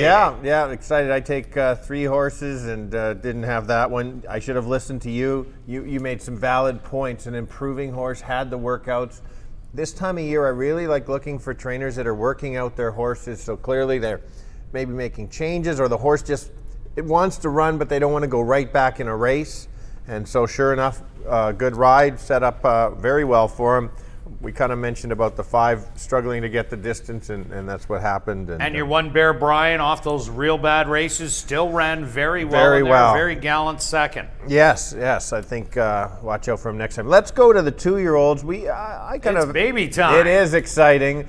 I bet you if you asked the seven owners, do they have a chance? I think you'd probably get 7 of them saying yes. Well, they all do until they come to the wire. I'm sorry, you're absolutely right. But there's so much unknown and so much excitement. You see them in the morning and they show you something and go from there. I didn't really I gave my picks at ASD Live, but I just mentioned some things that I like to look for. And I like to look for steady works with kind of an even distance apart of, so if you basically look at some of the horses that are, the same amount of days apart, they didn't miss a start or a training, I like to use that. Normally it's 5 furlongs, but we're only going 4.5. I also like to look at trainers. It's so important to see which ones like to win early. So is it the short game right now, or the owners say, I got to win now, and then some like to wait, going from there. One other thing that they've added, I'm not sure how many years, but it has been a while, the year or the month that the horse was born. And that can be important because, for example, the 2 horses born in February, and there's a horse in here born in May, I believe the 5 might have been born in May, and you think of how young they are, and that's a big difference at this age. So I went for that, and then some top trainer, who's their go-to price, and the sales topper in here is the 2 at $22,000. Some of them wouldn't have been gone through the sale, correct? Correct. Yeah. So anyway, Kirt, you've got so much information. You've got to talk about all your information. It is as good a research as I've heard you go with all year. Okay, let's start off with the 2 Unscripted, a $22,000 purchase. Has a half brother that won it first asking, going 5.5 furlongs. And since won the Bourbon Grade 2, 1.16 on the turf at Keeneland, and most recently in early January, the last start, Gulfstream, and was a winner in the 100K there. And this horse definitely, as a half, gets any of that breeding. It could definitely be a force to be reckoned with. The mom, downside scenario, that was the same mom of Mutzebek. They do have a different sire, and this one is California Chrome. Everybody knows California Chrome, so Unscripted's a good one. The 3 Spies Force, this has good breeding also. The sire was a Breeders' Cup Mile winner in 2016. The mom was very, very fast, and she had 5 wins, and all of them going short. This one also has a really nice workout. The 4 Diamini has 4 other siblings, and 3 out of the 4 have won, which is always a good sign. So Diamini, another one to look at. Don't Blame Coco has a couple of siblings, has a half brother that is a winner, won the maiden race at first asking, going 7.5 on the turf, and then won a mile race in the first level allowance in the very next start. So that's the half brother. Has a full sister running in Japan, yet to break the maiden, hasn't fared so well. Barely Regal is a half to Crown Royal, who we've seen run in the last race, and Crown Royal does have speed, so maybe Barely Regal does have it also.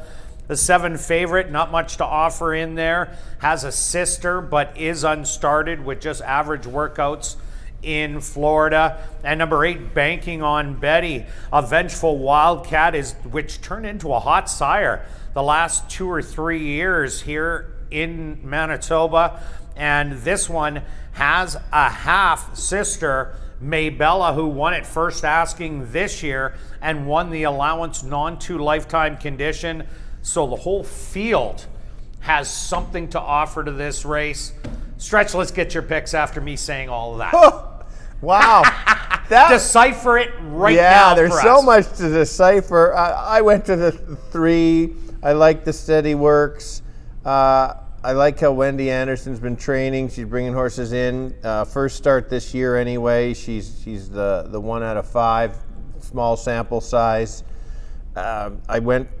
That's my top selection. The 2 was a sales $22,000 purchase, which is not too bad for being here at ASD. Shelley's not a huge first out, but she's done really well with her 2-year-olds though, that have really come out and done some great things. She goes to these sales, buys horses, and she gets wins out of them, but some of them really turn into superstars. She does have a keen eye. No, absolutely. No, I was more of first starts. I was talking first starts. I'm just looking at the percentage. You would know, you just gave great insight looking at the 2-year-old. She does win a fair amount of races in there too. And then the 8 on the outside, I just like who Carino selected, and 3, 2, 8. All right, and I'm going 2, 3, and 7, unscripted, Spice Force, and favorite.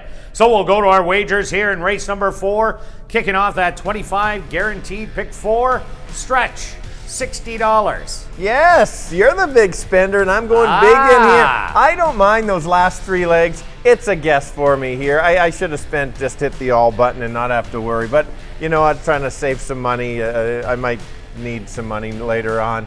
As you can see, did we handicap the same 7th race on Wednesday? Just kind of looking. I've got 2 and 8. You got 4, 5, and 7. I think we were looking at the same race, but you got the 2 speed horses in the last, and I thought they would take care of each other. So I took 3 closers, hoping one of them would go by, and that's the difference in our last leg. I took 3 horses each race. That's the second most I've spent this year, the other being $90, but I did hit that one. You did hit it, yes. And I think this one is going to pay.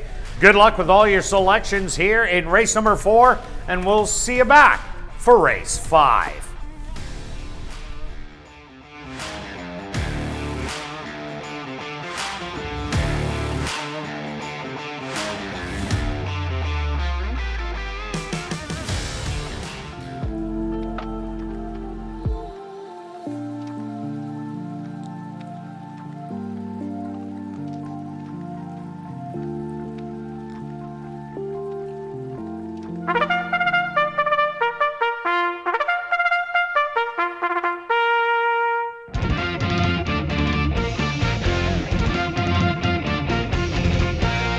The horses are on the track for race number 4, the Ardell Sailor Memorial Race. They're going to go 4.5 furlongs for $16,000. Number 1, Accelerated Express, was scratched. Number 2 is Unscripted, owned by Shelley Brown, Gene McEwen, Harvey Warner, Jay Jackson, Steve Holborn, Anderson Livestock Stable, and B&J Stable, trained by Shelley Brown with Leroy Nelson. Number 3 is Spice Force, owned by Pierre Esquirol and Wind Dancer Stable, trained by Winnie Anderson with Neville Stevenson. Number 4 is Diamini, owned by Bill Michael and Wind Dancer Stable, trained by Winnie Anderson with Rafael Zentino Jr. Number 5 is Don't Blame Coco, owned by A2 Racing and Hannah Diltz, trained by Michael Nault with Stanley Chady Jr. Number 6 is Barely Regal, owned by Cam Ziprick, Charles Julian, and Steve Fouillard, trained by Devin Gittins with Richard Mangley. Number 7 is Favorite, owned by Shelley Brown, B&J Stable, Oslin Bell, and Steve Holborn, trained by Shelley Brown with Antonio Whitehall. Riding out the field is number 8, Banking on Betty, owned by True North Thoroughbreds, trained by Michael Nault with Jorge Carreño.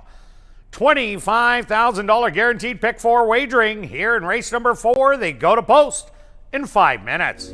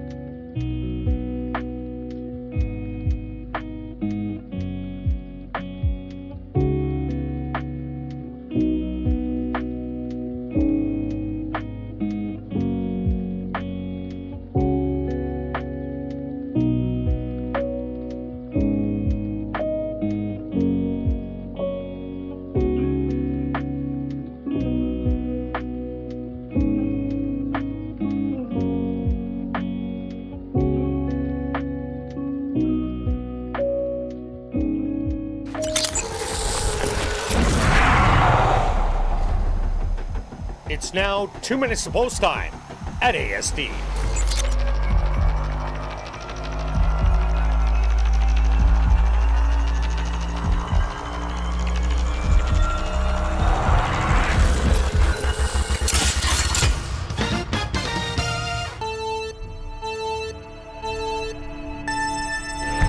All right, 2-year-olds going 4.5 furlong. We've got 7 first-time starters.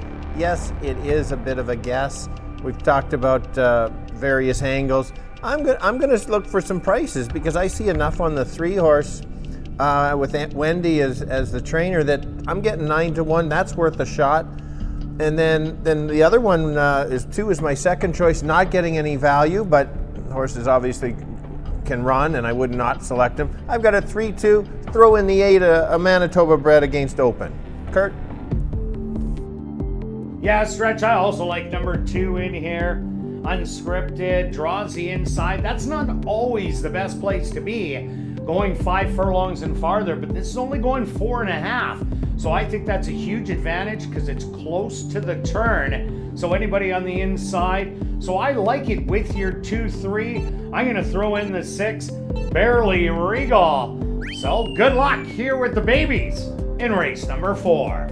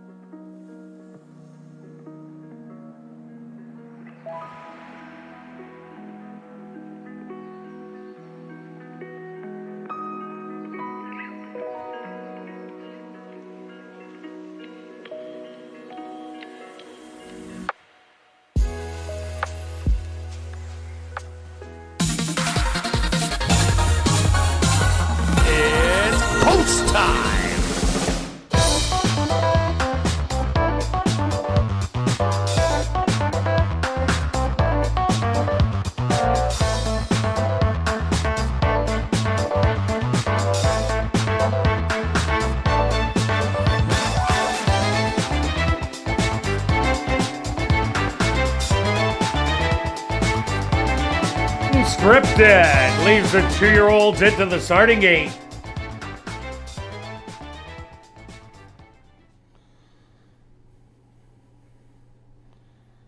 Spies Force is next.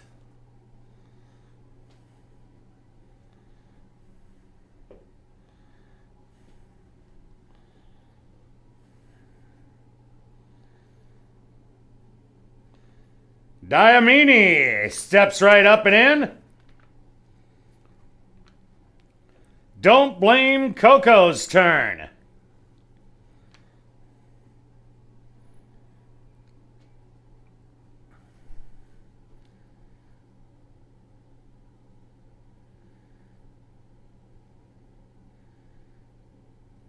Barely Regal walks up.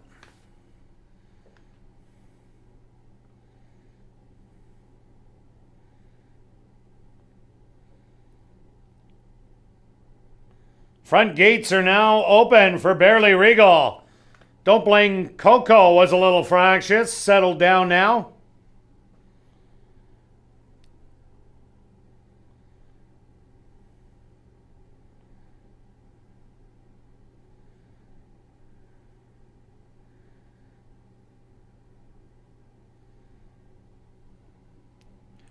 Barely Regal gonna get a little encouragement from the gate crew.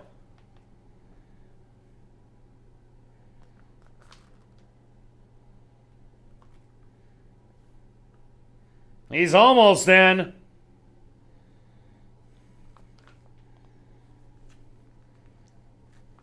Now he's loaded. 2 left to go. Favorite.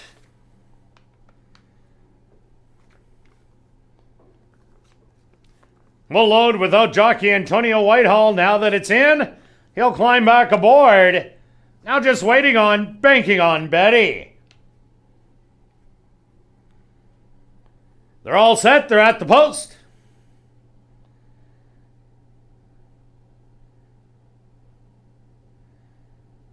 And they're off. Dwelting at the start is Favorite. And we'll make the race today. To the outside, Barely Regal. Shows some good early speed to the outside. Banking on Betty.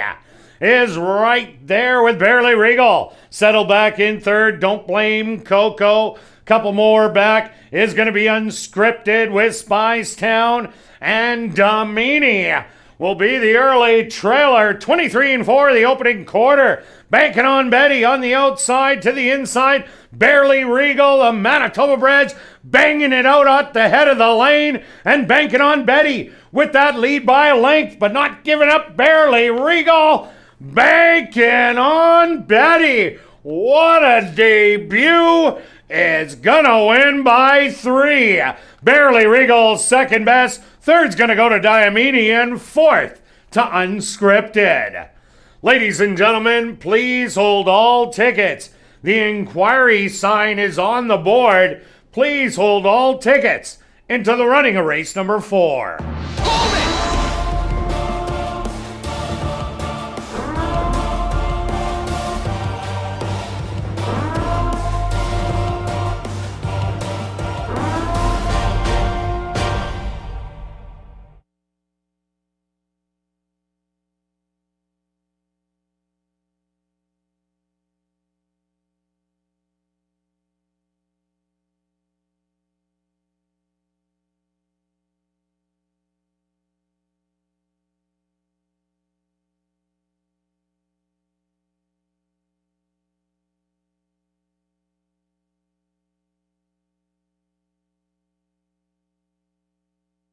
Stewart's opposed to number 8, Banking on Betty as your race winner. Second goes to number 6, Barely Regal. Third to number 4, Diamini. And fourth to number 2, Unscripted. They went the opening quarter 23-4. The half 48-3. Time for the 4.5 furlongs, 55 even.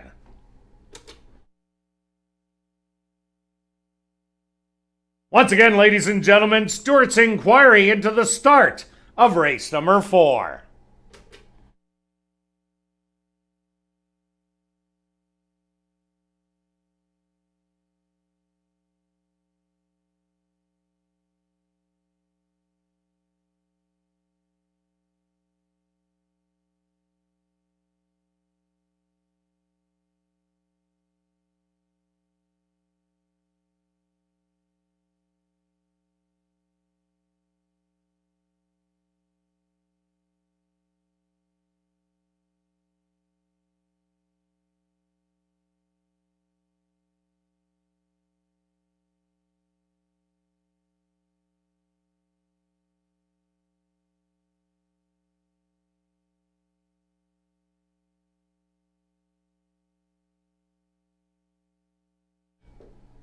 And ladies and gentlemen, after reviewing the films, the stewards are removing the inquiry sign off the board. 864 will stand as official.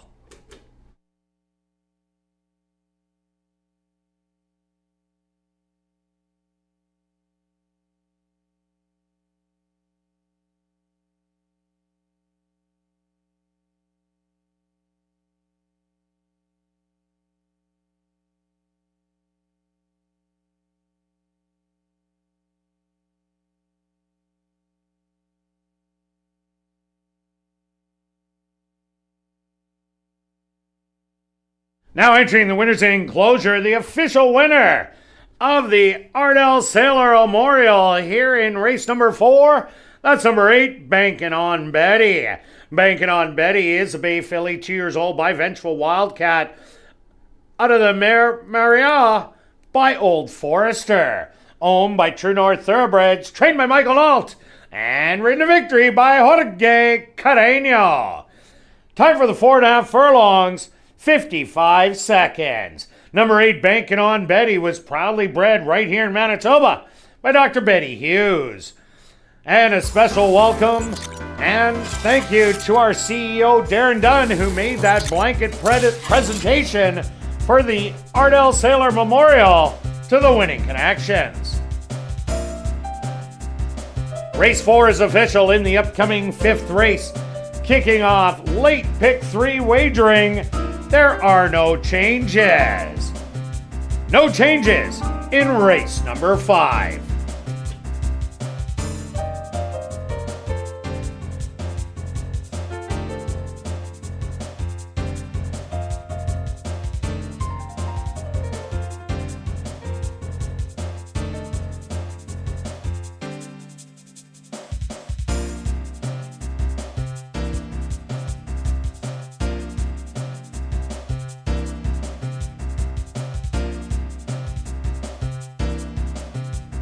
Ladies and gentlemen, directing your attention to the television monitors is a Stewart's inquiry from race number 4. Pay special attention to number 7, Favorite. And we can roll the film. This is the North Tower head-on shot. As you see, number 7, Favorite, kind of box at the start and goes up. Jockey Antonio Whitehall went out the back door. But you see that the hand is up, and that is the key. The horse did receive a fair start, thus there was no change.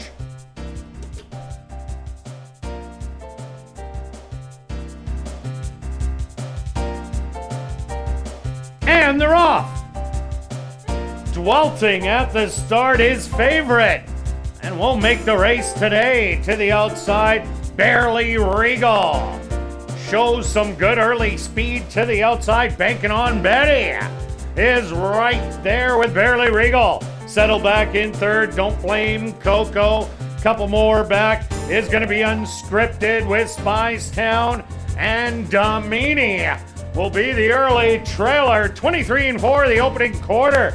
Bankin' on Betty on the outside to the inside. Barely Regal, the Manitoba breds, banging it out at the head of the lane, and Bankin' on Betty with that lead by a length, but not giving up. Barely Regal, Bankin' on Betty. What a debut.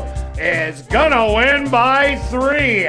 Barely Regal second best. Third's gonna go to Diamini, and fourth to Unscripted. Ladies and gentlemen, please hold all tickets. The inquiry.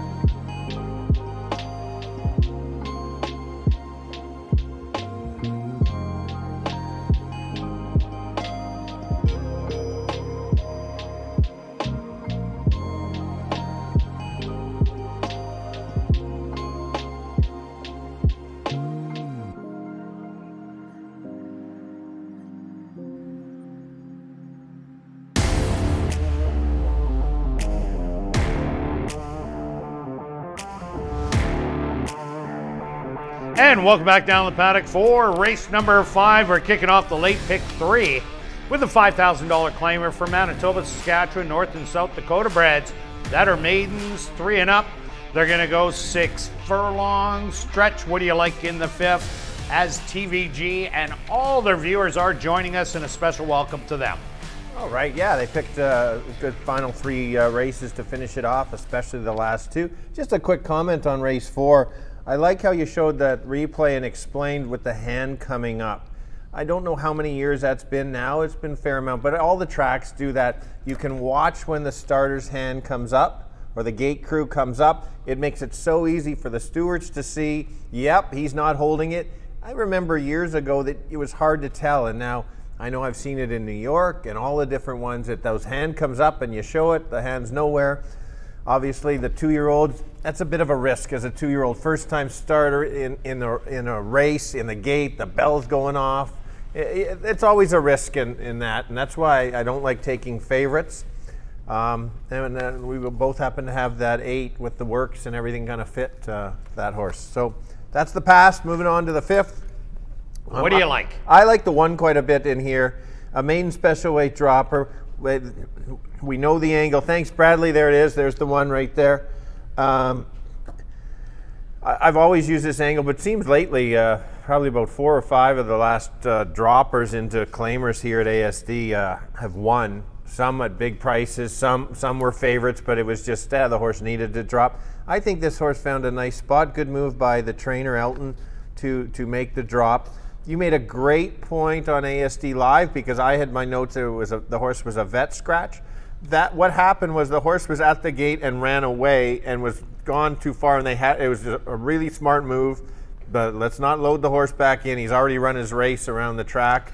So it is a vet scratch, right? Or a gate scratch? Yeah, what they call it, vet. They'll call it a vet, but that's why you have to make your notes. So I'm not worried about that at all. Then had a workout coming in. If you look at those top horses in there, that Not Afraid's a certain runner that came back and won as a maiden. By 8. Yeah. Okay. Call the Cops ran a nice race in a stakes race. Ran second to Impressive Sense. Yeah. So that's a good top 3. So right there you go. And this horse wasn't that close, but the figures that I have make this horse about a minimum of 6 to 7 lengths better than everything in this field, based on the ones that have run. I know there's a few lightly raced horses, but the figures on the other ones for me are just a little too slow to back them. If the one is just runs a worse race, then I can see it. The only other horse, one of the other horses that I think could potentially maybe upset if the horse gets loose, is the filly. She has run against the boys before, so I'm not worried about that. She's had a lot of chances. There isn't the similar speed that she's had to chase against before. Many of the speed horses she chased, some of them backed up, and then she just kept running evenly. So I do like that. So I've got it 1 and then the 2, because I don't like leaving out the speed. Kirt? Yeah, I'm with you on the 2 horses, 1 and 2. So I'm going to start with the bottom. I'm going to number 3, Private Edison, to run a good one in here. Had trouble in both starts. First time out, broke really slow and was lugging in down the lane. Last time out, was steadying on the backstretch, made a good move, trying to get the win, but ended up tiring to be beaten by 5.5 lengths in the end. Did get beat by Happy Harley in there, but without that trouble, I think would have beat the 5 Happy Harley. So I'm expecting big things out of the 3 Private Edison, but I think it's still going to have a hard time beating the 1 and 2. Yeah, and so you talked about the Harley horse closing. Let's talk about the 7. I noticed something interesting as you see it's not always the case. Sometimes the jockey doesn't have a choice, but take note, it looked like the 6 was improving a little bit, and Chady leaves the 6 and then ends up going to the 7. So maybe it was a choice, maybe it wasn't, maybe he just felt that the 6 that's the potential and go on this. This is not a stellar field. I don't like taking too many first-time starters in this level, but maybe. Yeah, definitely. I've seen Fred Rotson crack at first asking. So you got to respect this horse. The workouts are average, nothing spectacular. Couple 3/8 and 38 and 38 and 4. comes out of the gate 104-4, but it was breezing that day. And the half mile wasn't bad at all, 51. And as I said, Fred Rawson can get a horse ready to win at first asking. It draws the outside, and you had an interesting point there with Stanley Chady Jr., who we need VLTs, please. Right now isn't taking money, but I expect it to take a little more money as it does offer speed to the race, and speed's been doing well all week. So Call Me Captain, definitely not a horse for us to leave out. Well, let's go to our wagers here in race number 5. And again, as usual, we start off with you, Stretch. What do you got for us? I got another win bet. If I've been betting place on all my selections, I'd have a nice parlay going on this. So let's not be a bridesmaid for the third time, basically. Let's bring in the one. It's unfortunate the price is a little bit low, but I can't control it right now. Maybe I can convince maybe the public will fade me and go elsewhere. Yeah, I don't think so, though, but I'm going after the triactor in here, the two horses we both like, Russian Red and this No More Secrets. I'm taking 1-2, 1-2 with 3, 5, 6, 7, making that a $3 wheel for $24. Good luck with all your selections here in race 5, and we'll see you back for race 6.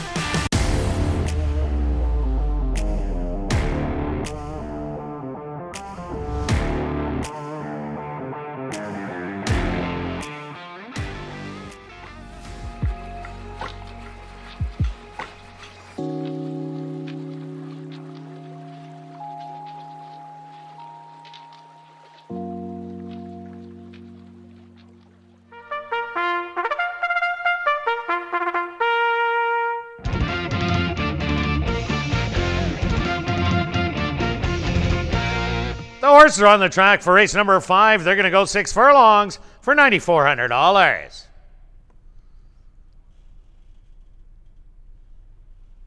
Number 1 is Russian Red, owned by Larry Falloon, Elton Dickey, and Dennis Huberto, trained by Elton Dickey with Sheldon Chickeness. Number 2 is No More Secrets, owned by Lise Pruitt, Rob Noakes, and Jim Bruce, trained by Lise Pruitt with Antonio Whitehall. Number 3 is Private Edison, owned by Virginia Vargo, trained by Sean Morin with Dwight Lewis. The 4 is Curlin Calvin, owned by Larry Falloon and Ann Champion, trained by Shelley Brown with Neville Stevenson. Number 5 is Happy Harley, owned by Henry Witt Jr., trained by Jerry Gorno with Richard Mangley. Number 6 is We Need VLTs Please, owned by Ed Esquirol, trained by Tom Gardapi Jr. with Leroy Nelson. Number 7 is Call Me Captain, owned by Sylvia Harabchak, trained by Fred Rawson with Stanley Chady Jr. Post time for race number 5 in 5 minutes.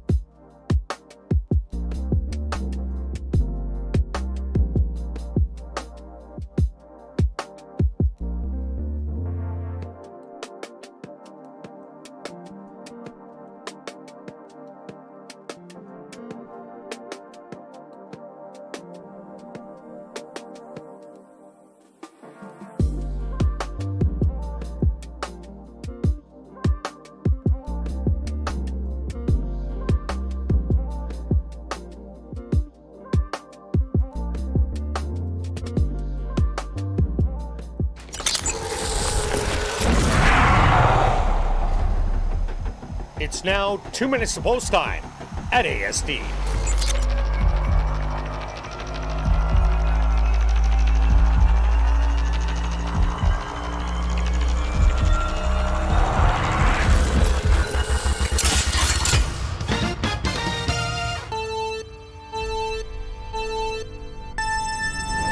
All right, 6 furlongs, maiden 5s going. Sometimes you got to jump in on the favorites, and that's what I'm doing on this one. Too many good angles here. Maiden special weight drops in from a field that I like the replay that the horse kept trying until the end. Just is not at that maiden special weight level. Smart move by Elton Dickey. You can see his percentage in the money a lot of times. He's got the horse in the right spot. He's going to have to run down the 2. And go from there. Maybe if you don't like anybody that raced, first time starter, the 7. So yeah, 1, 2, 7, 1, 2, 5. Kirt. Any other horses you got from stretch? I like the 1 and 2 also. I think they're kind of interchangeable. The 2 is a girl against the boys, but she possesses speed, and that's been dangerous on this racetrack. The 1 is the maiden allowance dropper, so I got those 2 on top. I think it's an absolute wide open race for third. But I like the 1 and 2. Good luck here in race 5.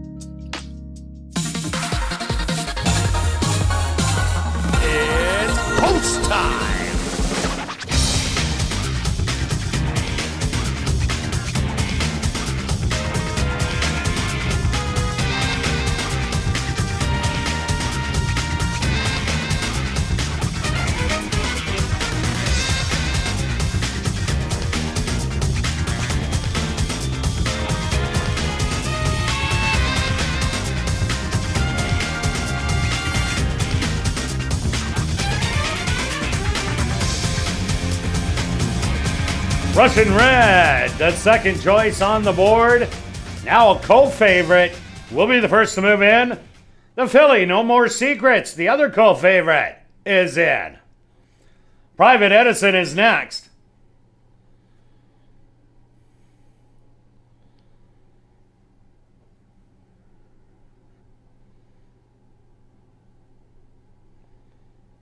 Curlin Calvin's turn.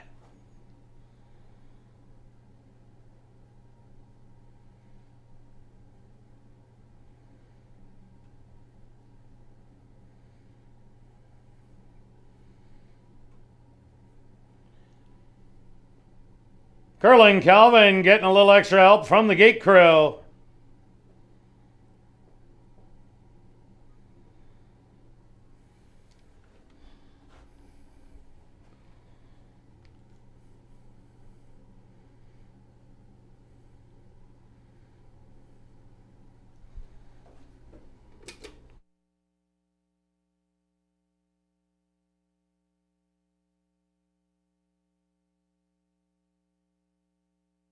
Curlin Calvin now in.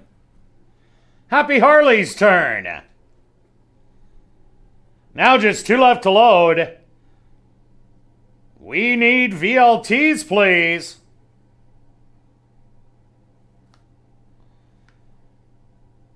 And the first are in the field, the last to load. Call me Captain.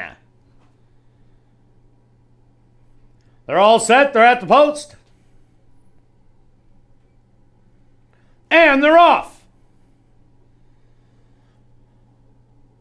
From the middle of the track, Curlin Calvin hard hustled to try and get up to the early lead.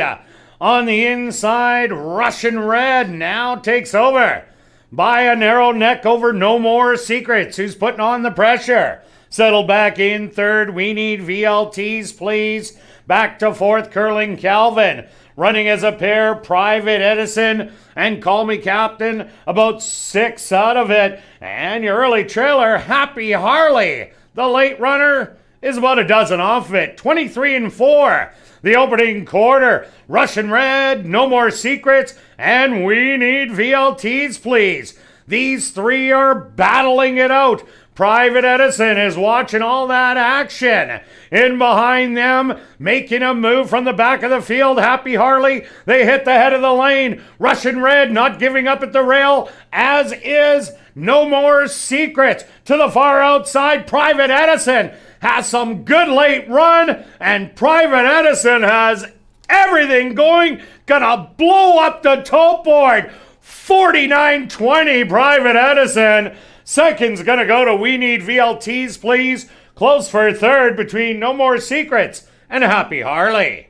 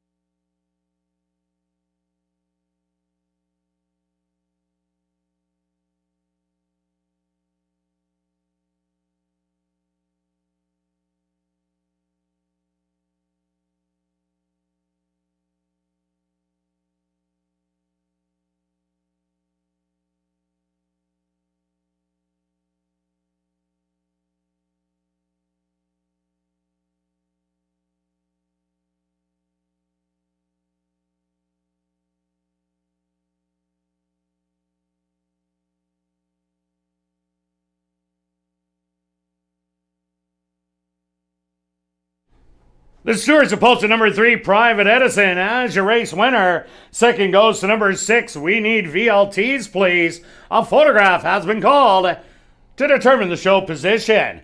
They went the opening quarter 23 and 4. The half 48 and 2. Time for the 6 furlongs, 116 and 3.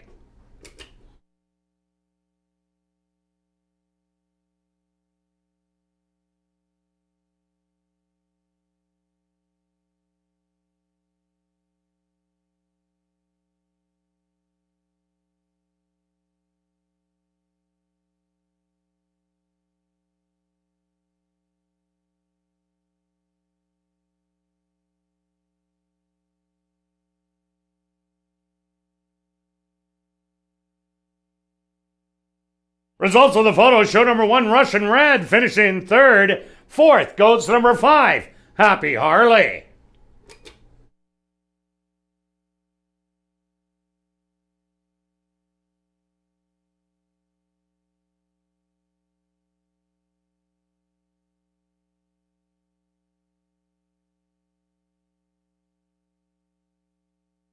Now entering the winner's enclosure, the unofficial winner here in race number 5, that's number 3, Private Edison.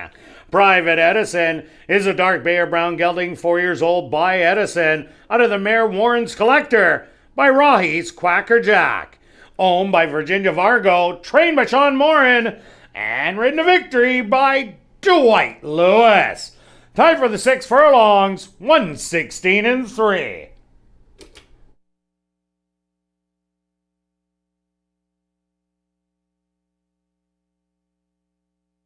Race 5 is official in the upcoming 6th race. Scratch number 4, Shades of Victory. That's it here in race number 6. Scratch the 4, Shades of Victory. Race 6 kicks off. Late double wagering.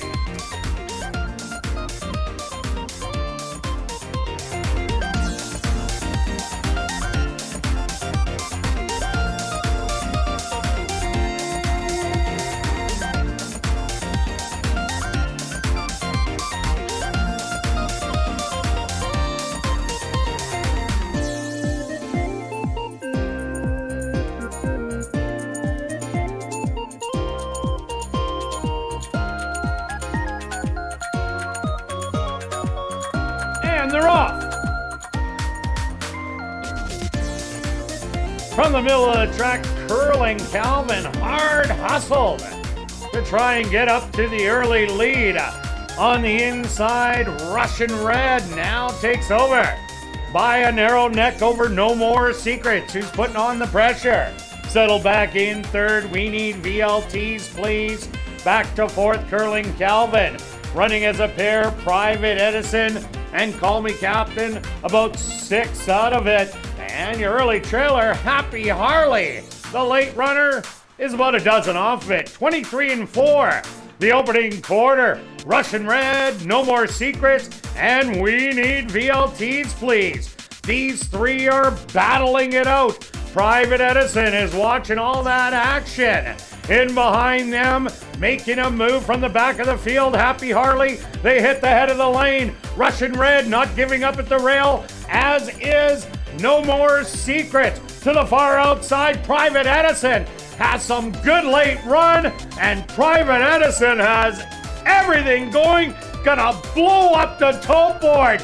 49-20, Private Edison. Second's gonna go to We Need VLTs, please. Close for third between...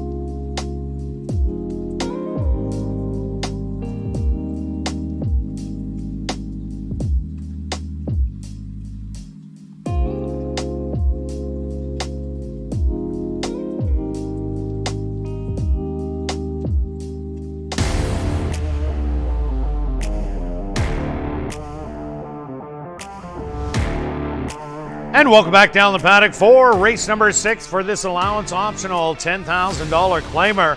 For 3-year-olds and up, they're going to go the 1 mile distance.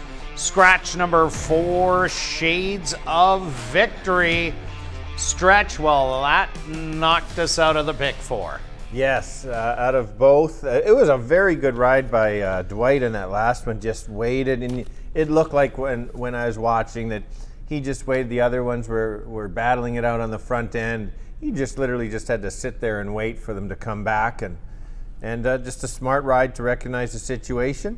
You mentioned the horse briefly, and you know, he was a long shot. I think he was an overlay. I don't think he should have been that high. No, he was my 3rd choice in there, 10-1 morning line, and blows up the tote board in the end, but a good one to chase after just because of the price. For sure, and so if you're, there are tickets alive in the pick 5. There's probably not too many. So good luck if you're still going, because I think you have a chance at pool today, if ever. But these last 2 legs still are tough. Oh, for sure, easy. for it's sure. Bombs away day. You get another here at the Downs. Yeah, you get a bomb in here. I think nobody gets even 5. It could be a 4 out of 5 paying out on that. And just for you, if you haven't played ASD before, the pick 4, if nobody gets all 4.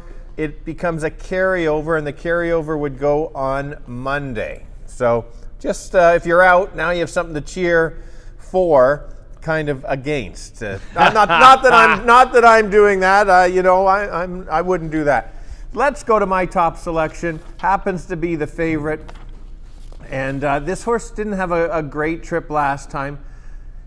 Got kind of shuffled back, and then Carino made a nice big move on the outside that day just to get beat by Ma Mischief, who had a great ride up the rail.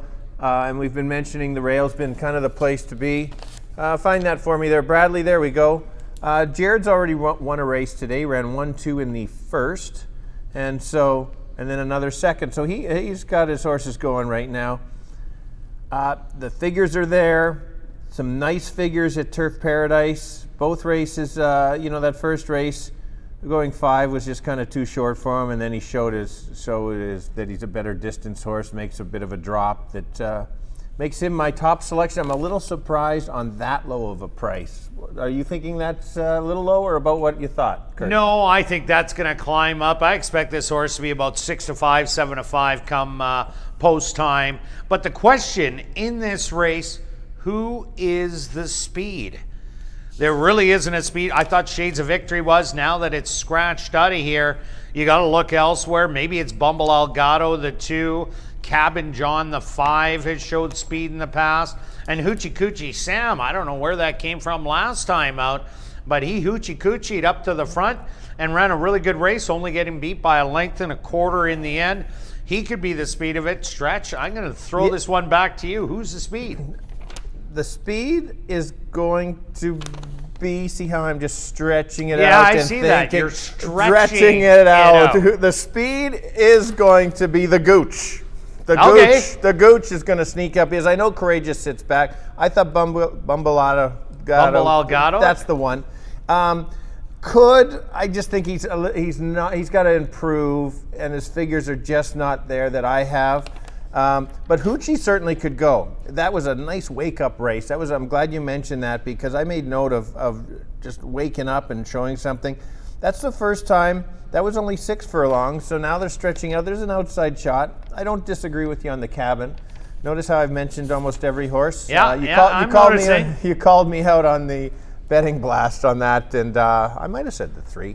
But anyway, that's the tough part. I got to talk about the Gooch. The Gooch, there it is. Thanks, Bradley. This horse just seems to be getting better and better. You never know if they take it from this poly track or the synthetic to the dirt. And some dirt tracks are a little bit different. Clearly likes it at ASD. He just, the first race was going short, crushed the field, then goes long into not an easy field. Langara that day got loose, and you know how tough Langara goes when he gets out there. And the Gooch ran him down. So watch out. I wouldn't be surprised there. I've got it, like I said, I've got the 7-3, and you've got Cabin John, who had the tough trip as well. Yeah, and I'm going to Cabin John being this speed, and people are going to look at me now. How can this horse be the speed? He was 9th by 14 last time out, but this horse was so far back, caught up to the field, and circled around going after Ma's Mischief and Mr. Benz, and then just ran out of gas because there was too much ground that he had to make up. But if you look down to last year, those Canterbury races, this horse was always right there going a mile and pressing under solid fractions. A half mile in 46, 110. That is definitely winging it on the front end. Cabin John, I think he's going to reverse his fortunes of his running style from the deep closer. I think Tom Gardapi's going to look over and say, hey, Leroy, if you get the lead, take it. And Cabin John will give you everything he has. So I think he's going to run a big one, and you're getting good odds at 6-1. So I'm going to take 7, 5, and 1 in here. A wide open 6 race. Let's go to our wagers here in race number 6. Stretch. Exactor box. Yeah, I stepped it up to the $4. Just a brief mention. We talked about the 6 changing up the running style and the 5 changing up the run. And that's an angle I like. So don't always just look at the one race on that and think that's what the horse is, a closer. Good call on Cabin John. Yeah, I went $4 exacta box, 3, 5, 7. Stepped it up a little bit. I like that, the bet. I'm going to leave it on that bet. I'm not going to change this one. All right, myself, I'm going after the late daily double. I'm taking 5 and 7 with 3 horses in the last. That'll cost you $30 for a $5 double wheel. Good luck with all your selections here in race number 6, and we'll be back for race 7 for jackpot high 5 wagering.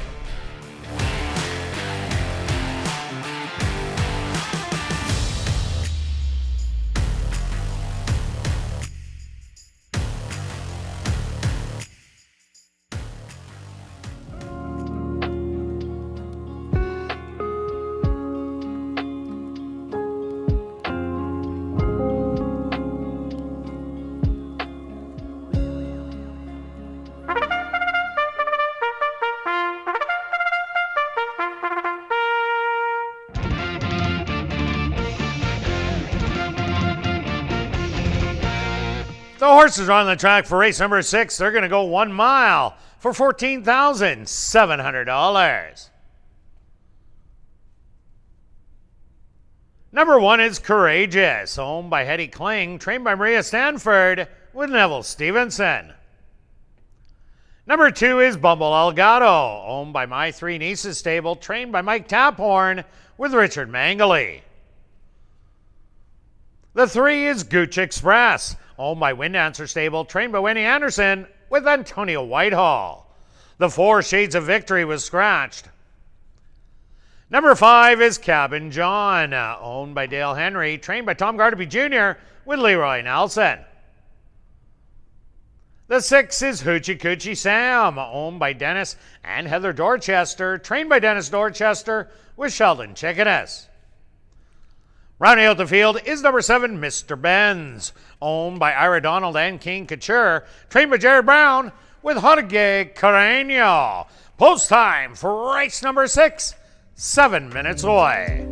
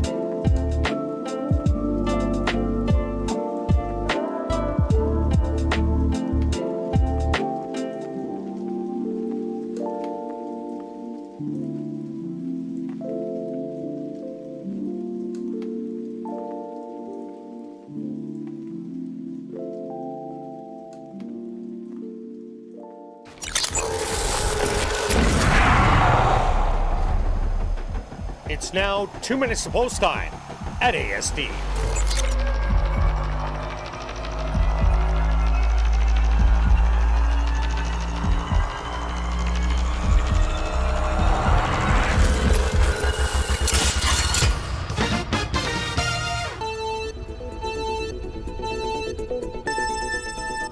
All right, we're going a mile in a competitive allowance optional claiming race.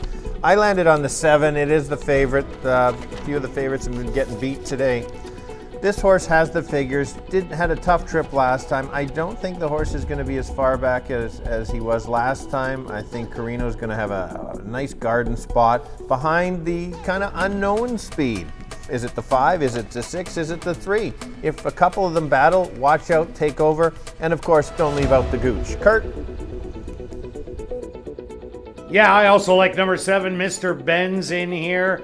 Definitely, if there's pace to run at, as Stretch said, we can't figure out who it is. I'm taking a shot that it's number 5, Cabin John. Yes, was almost 20 lengths off the lead last time out, but used to show speed last year. Changed the jock, maybe changed the running style. Good things could happen. And also number 1, Courageous, getting great odds at 8-1 over a sharp win last time out for 10,000. Good luck here in race 6.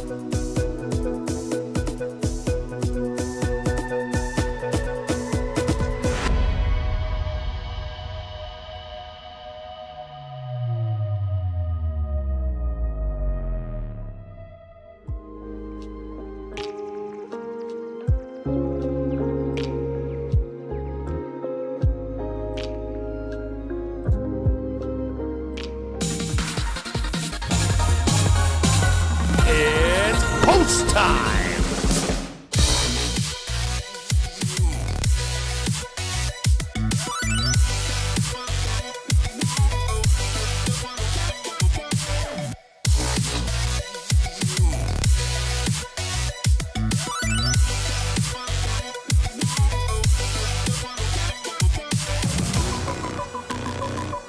Courageous, the first one into the starting gate.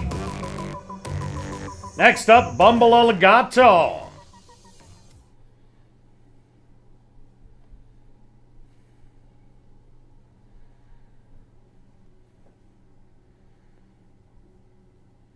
Gooch Express now stepping up and in. Cabin John's turn.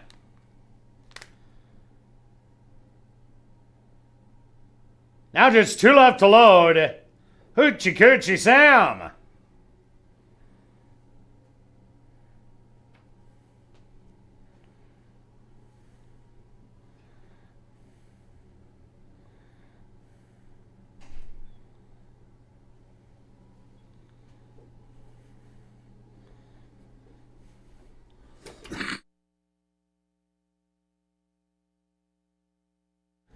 Hoochie Coochie Sam getting some help from the gate crew.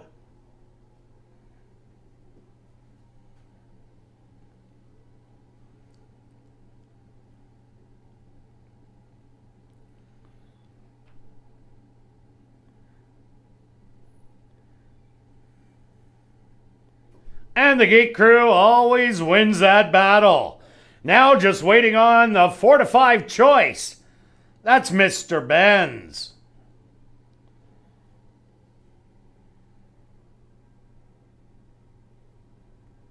They're at the post, and they're off.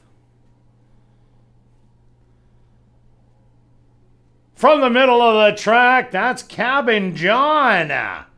Showing some early speed and gonna take the lead as they pass the grandstand for the first time. On the outside, Mr. Benz in second. To his inside, that's Gooch's Express. Courageous. Hugging the rail in fourth. Then it's Bumble Alligato. And your early trailer is going to be Hoochie Coochie Sam, who's about 6 off the lead. The opening quarter, a real sluggish 25-1, and Cabin John all by himself, up by 4. Battling in second, Courageous. On the rail, Gooch's Express to the outside. Mr. Benz still hasn't made a move through a half in 50-2. And running as a pair, Bumble Alligato and Hoochie Coochie Sam. They're starting to creep closer to Cabin John, who's been running easy on the engine. Gooch's Express now pulls the trigger to engage. Mr. Benz still waiting patiently. 3 wide, back to 4th, Courageous. Coming up, Hoochie Coochie Sam in the trailer now, Bumble Alligato. They hit the head of the lane, 3 across the track. Cabin John, more to offer on the inside. Gooch's Express digging in. Mr. Benz, 3 wide and 4 wide, Courageous at the 16th pole. Mr. Benz has the best stride, and he's gonna do it. Mr. Benz gets the win. Second's gonna go to Gooch's Express, third to Cabin John, and fourth to Courageous.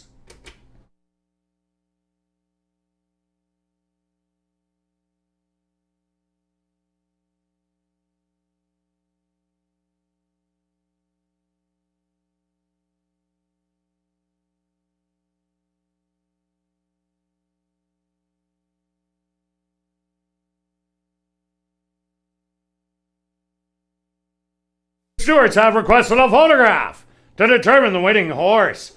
They went the opening quarter 25-1, the half 50-2, 6 furlongs 115-4. Time for the mile 143-1.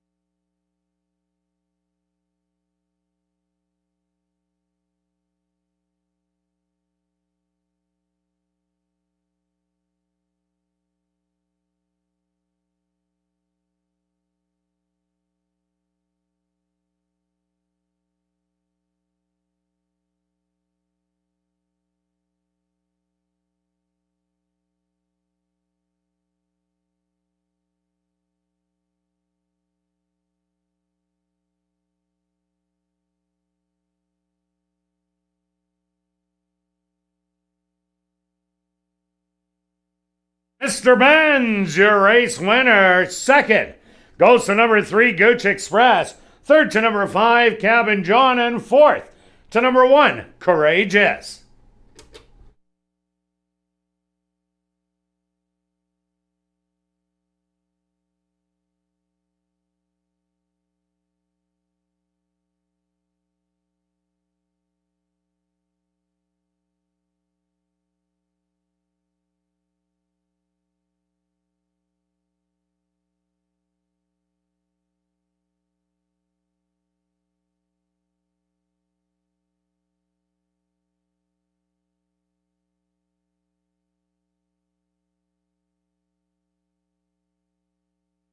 Now entering the winner's enclosure, the official winner here in race number 6, that's number 7, Mr. Benz. Mr. Benz is a dark bear brown gelding, 9 years old, by Ghost Zapper, out of the mare Miss Mercedes by Mercedes 1. Owned by Ira Donald and King Couture, trained by Jared Brown, and ridden to victory by Jorge Carreño. Time for the mile, 1:43:1. Congratulations goes out to trainer Jared Brown and jockey Jorge Carreño, both getting the double, 2 wins each for trainer Jared Brown and jockey Jorge Carreño.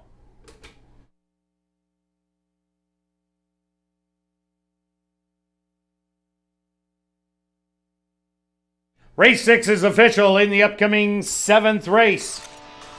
Kicking off jackpot high five wagering. There are no changes. The carryover in the jackpot high five, just under $45,000. Here in race number 7, they go to post in 18 minutes.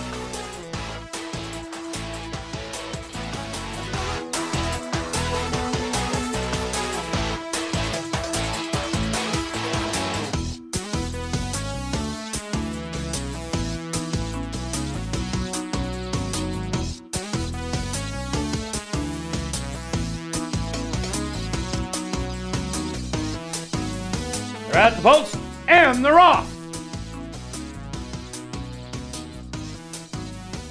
From the middle of the track, that's Cabin John, showing some early speed and gonna take the lead as they pass the grandstand for the first time. On the outside, Mr. Benz in second. To his inside, that's Gooch's Express. Courageous hugging the rail in fourth. Then it's Bumble Algato. And your early trailer is going to be Hoochie Coochie Sam, who's about 6 off the lead. The opening quarter, a real sluggish 25-1, and Cabin John all by himself, up by 4. Battling in second, Courageous. On the rail, Gooch's Express to the outside. Mr. Benz still hasn't made a move through a half in 50-2. And running as a pair, Bumble Elgato and Hoochie Coochie Sam. They're starting to creep closer to Cabin John, who's been running easy on the engine. Gooch's Express now pulls the trigger to engage. Mr. Benz still waiting patiently. 3 wide, back to fourth, Courageous.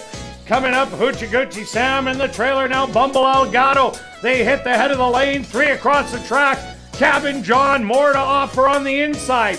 Gooch's Express digging in. Mr. Benz, 3 wide and 4 wide. Courageous at the 16th pole. Mr. Benz has the best stride, and he's gonna do it.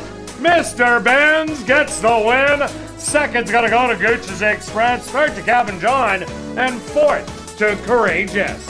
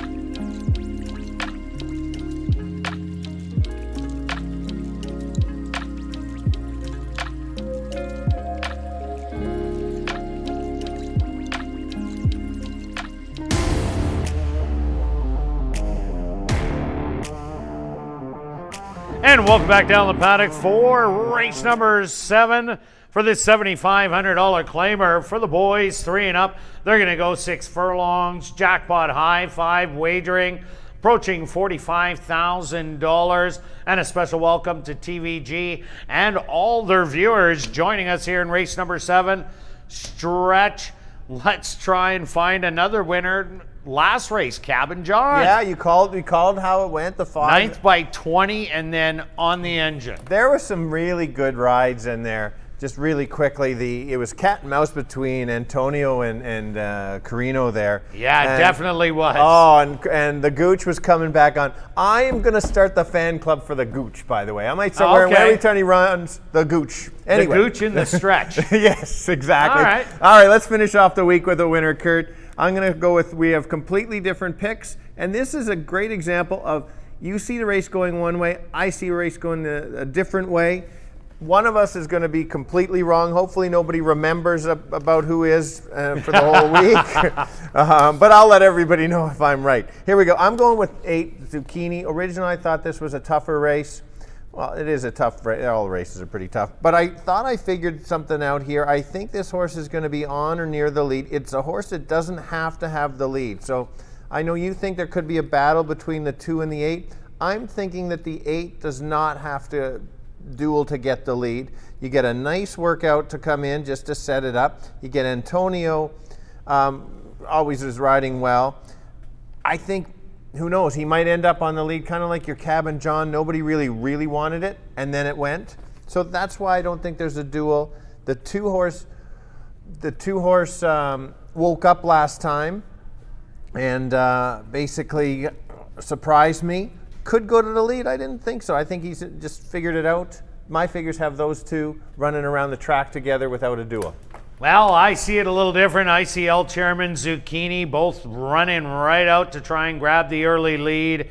El Chairman tried it 2 outs ago against a very tough in the deep. That was the quickest 6 furlong time so far at the meet, and 1:11 that El Chairman ended up getting beat by in the deep. Zucchini on the outside. I think they pressure. So what does that mean? I'm looking for a closer. And I went to number 7, Michael Mundu. Michael Mundu, 2 years ago, was solid at the $7,500 level and was getting the win and running some good seconds.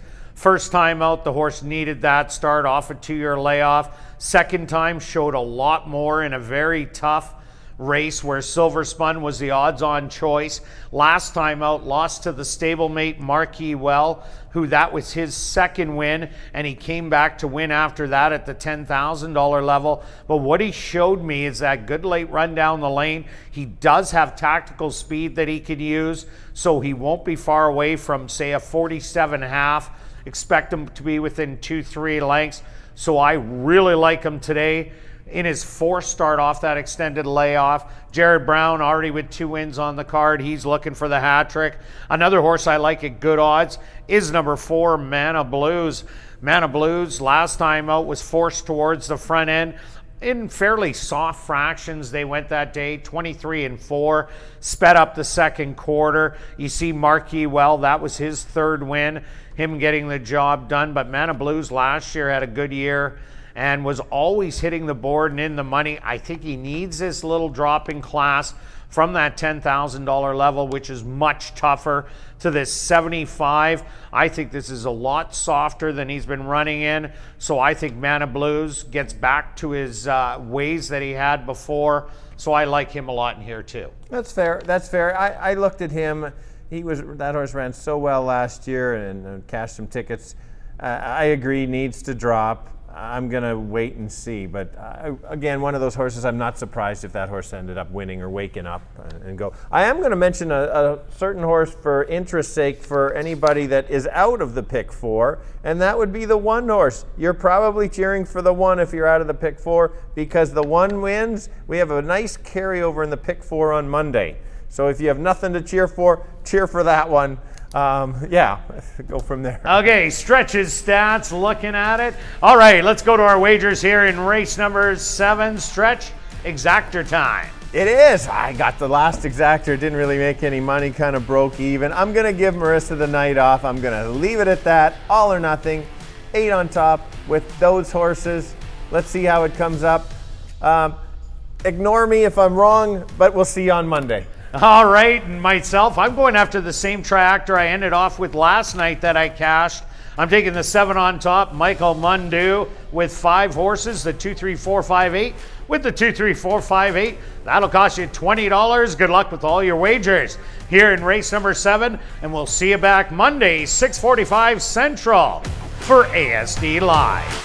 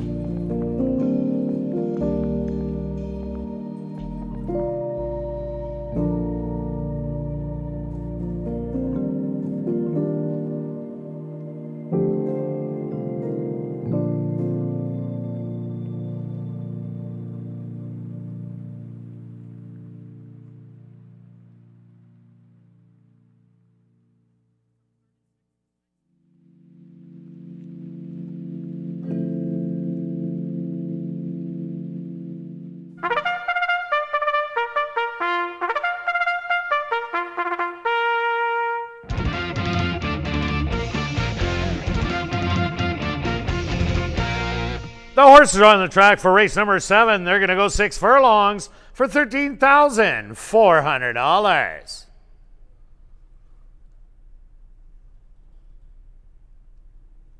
Number 1 is Our Dandy's Boy, owned by Rocky Ridge Racing Stable and Kirsty Luft. Trained by Kevin Oberhauser with Rafael Zentino Jr. Number 2 is El Chairman, owned by Club 3D, trained by Curtis Maxwell with Richard Mangley. Number 3 is Proud and Loud, owned by Wind Dancer Stable, trained by Winnie Anderson with Leroy Nelson.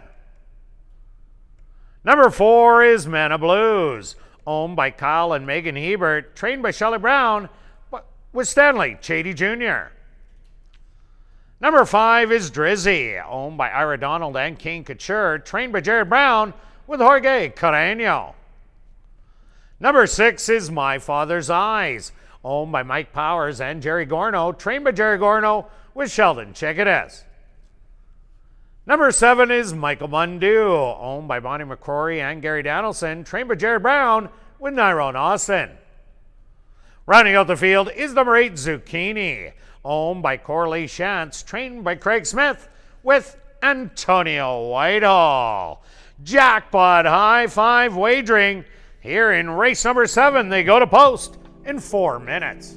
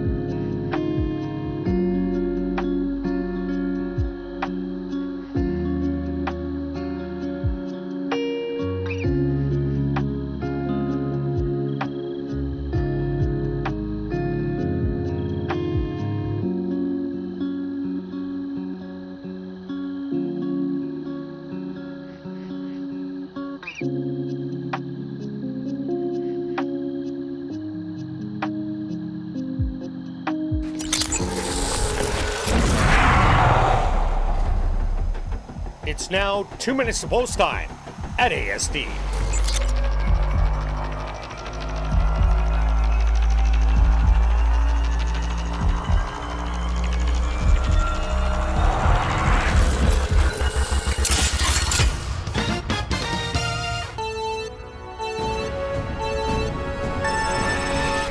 Here we go. Good race to finish off the week. I see it one way, Kirt sees it the other way. My way I see is that the speed can carry. I don't think there's going to be a really fast pace. If that's the case, then the 8 can be possibly gate to wire or just stalking and take over late.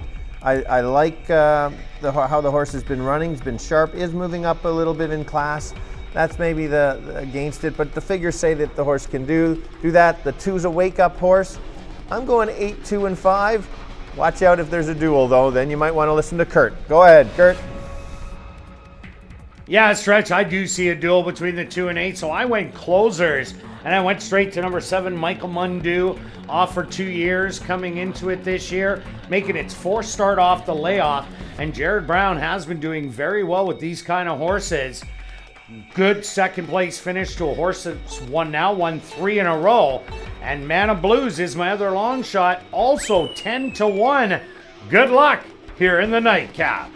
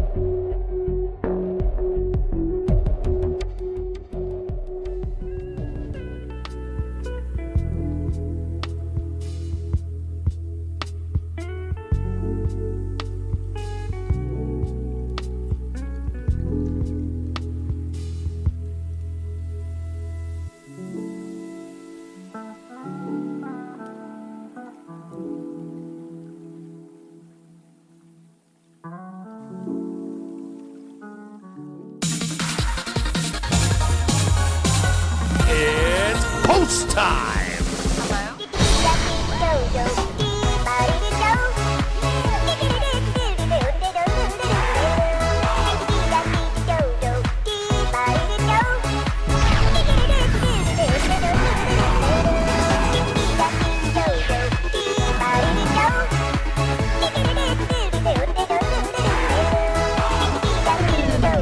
El Chairman leads the field in for the nightcap. Proud and Loud also in. Man of Blue's turn.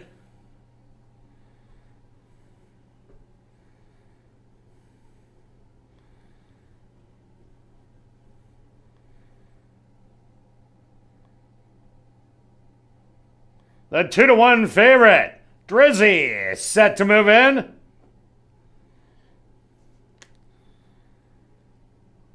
My Father's Eyes walks up and in.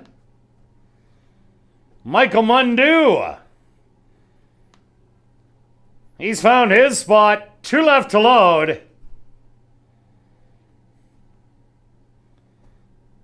El Chairman a little fractious in the gate. Zucchini stepping up on the outside. And now just waiting on our Dandy's boy on the inside gate. The field is set. They're at the post.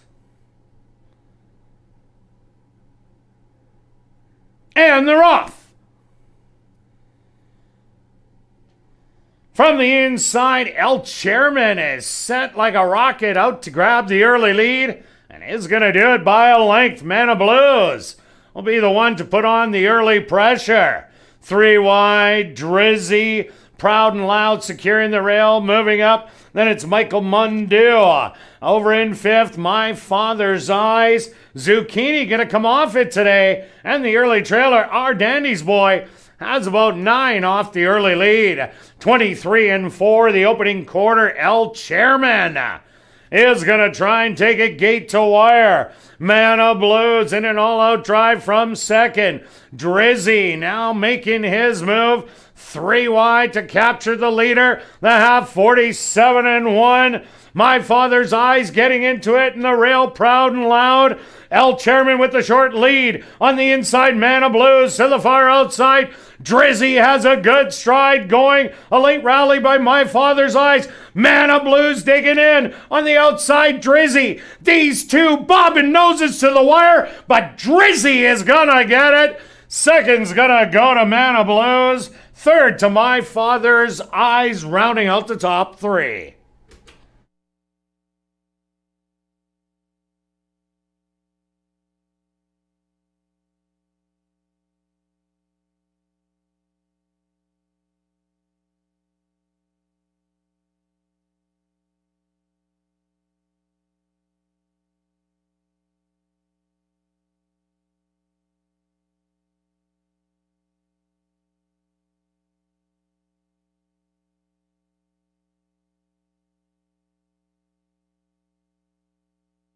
Stewards have requested a photograph to determine the winning horse.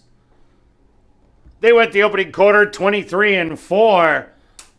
They have 47-3. Time for the 6 furlongs. 112-4.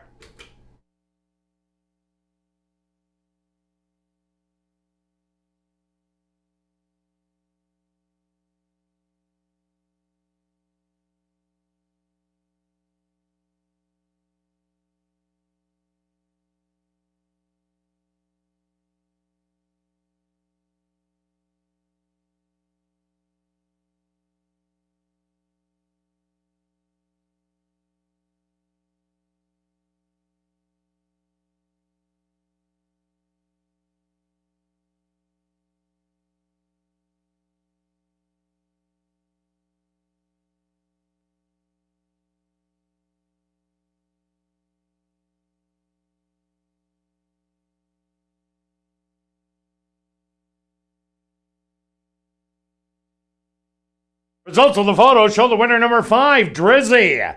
Second goes to number 4, Man of Blues. Third to number 6, My Father's Eyes. And fourth to number 2, El Chairman.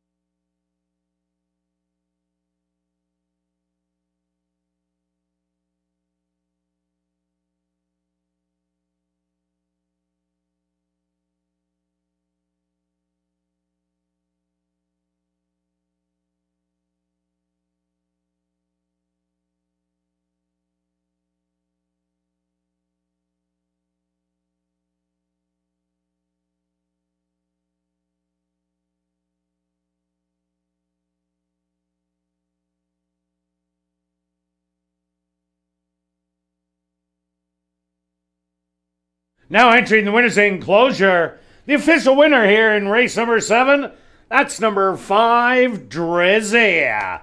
Drizzy is a bay gelding, 6 years old, by English Channel. Out of the mare, Grant Marty a Wish by Beautiful Crown. Owned by Ira Donald and King Couture. Trained by Jared Brown and ridden to victory by Jorge Carreño. Time for the 6 furlongs, 1:12:04. Congratulations goes out to trainer Jared Brown and jockey Jorge Carreño, who hook up for the late double. 2 wins for Jared Brown and Jorge Carreño, and add 1 more for each of them. So they score the hat trick. 3 wins for trainer Jared Brown and jockey Jorge Carreño.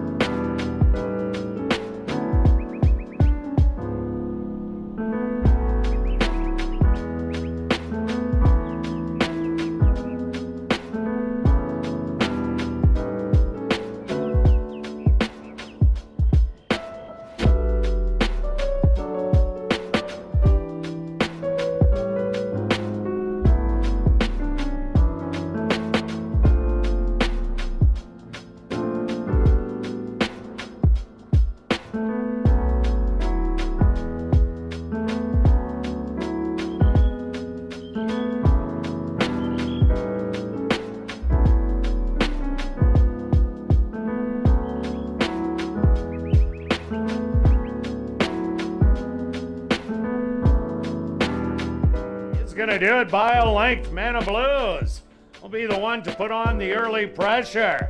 3 wide, Drizzy, Proud and Loud securing the rail, moving up. Then it's Michael Mundu. Over in 5th, My Father's Eyes. Zucchini gonna come off it today. And the early trailer, Our Dandy's Boy, has about 9 off the early lead. 23-4, the opening quarter, El Chairman is gonna try and take it gate to wire. Man of Blues in an all-out drive from 2nd. Drizzy now making his move. 3 wide to capture the leader. The half, 47-1. My Father's Eyes getting into it in the rail, Proud and Loud. El Chairman with the short lead on the inside. Man of Blues to the far outside. Drizzy has a good stride going. A late rally by My Father's Eyes. Man of Blues digging in on the outside. Drizzy. These two bobbing noses to the wire, but Drizzy is gonna get it. Second's gonna go to Man of Blues. Third to My Father's Eyes, rounding out the top.